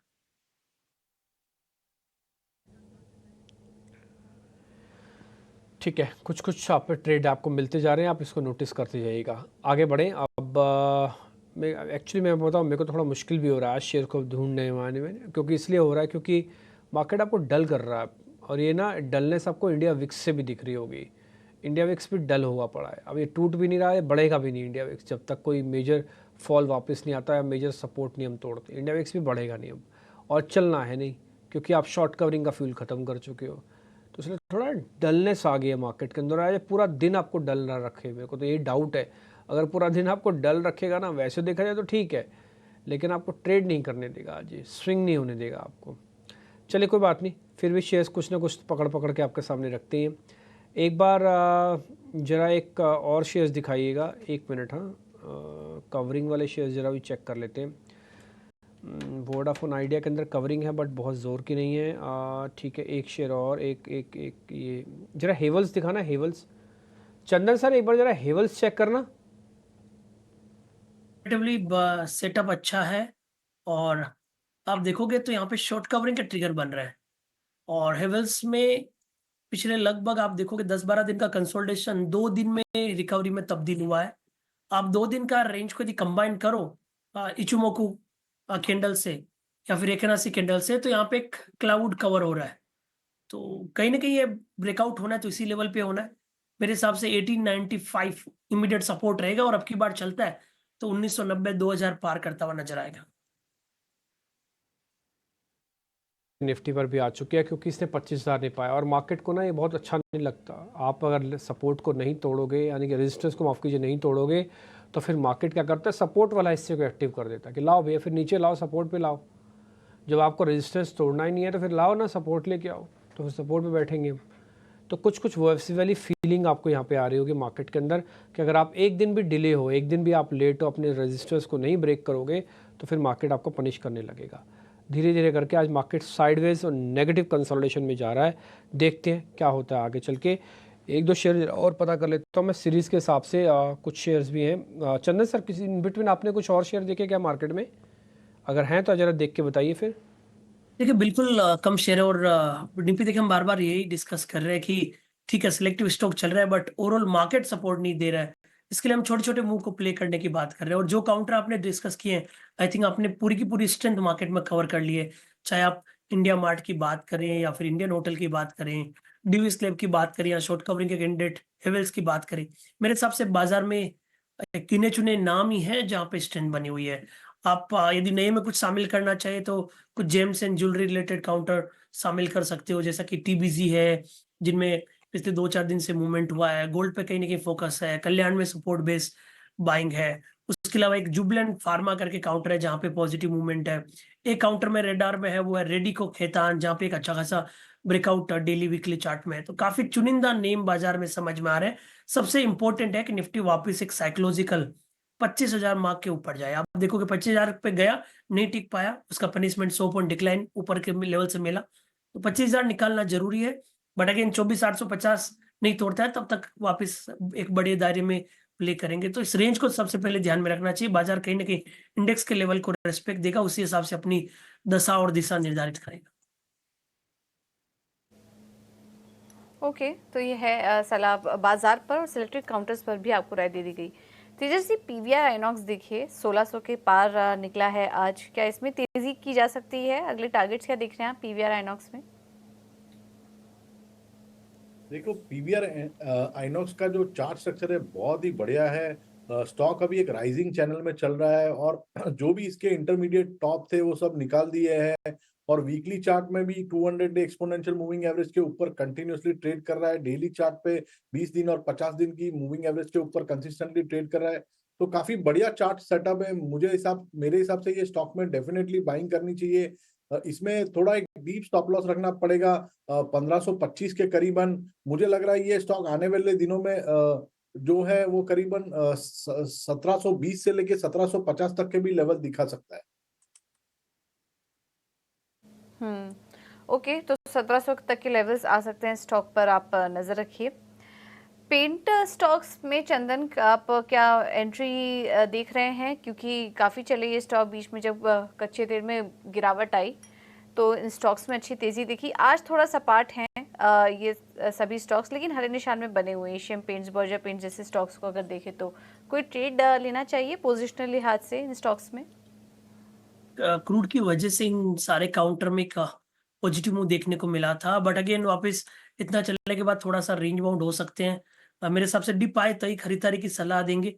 मैं बर्जर पेंट पे फोकस कर रहा हूँ। 590 के आसपास सपोर्ट बनता है तभी यहाँ पे वापस बाइंग बनेगी। इवन एशियन पेंट में भी काफी अच्छा मूव पिछले कुछ दिनों में देखने को मिला था, but again pace of the momentum slow हो रहा है। नीचे में 3220 के आसपास आए तो खरीदारी की सलाह है।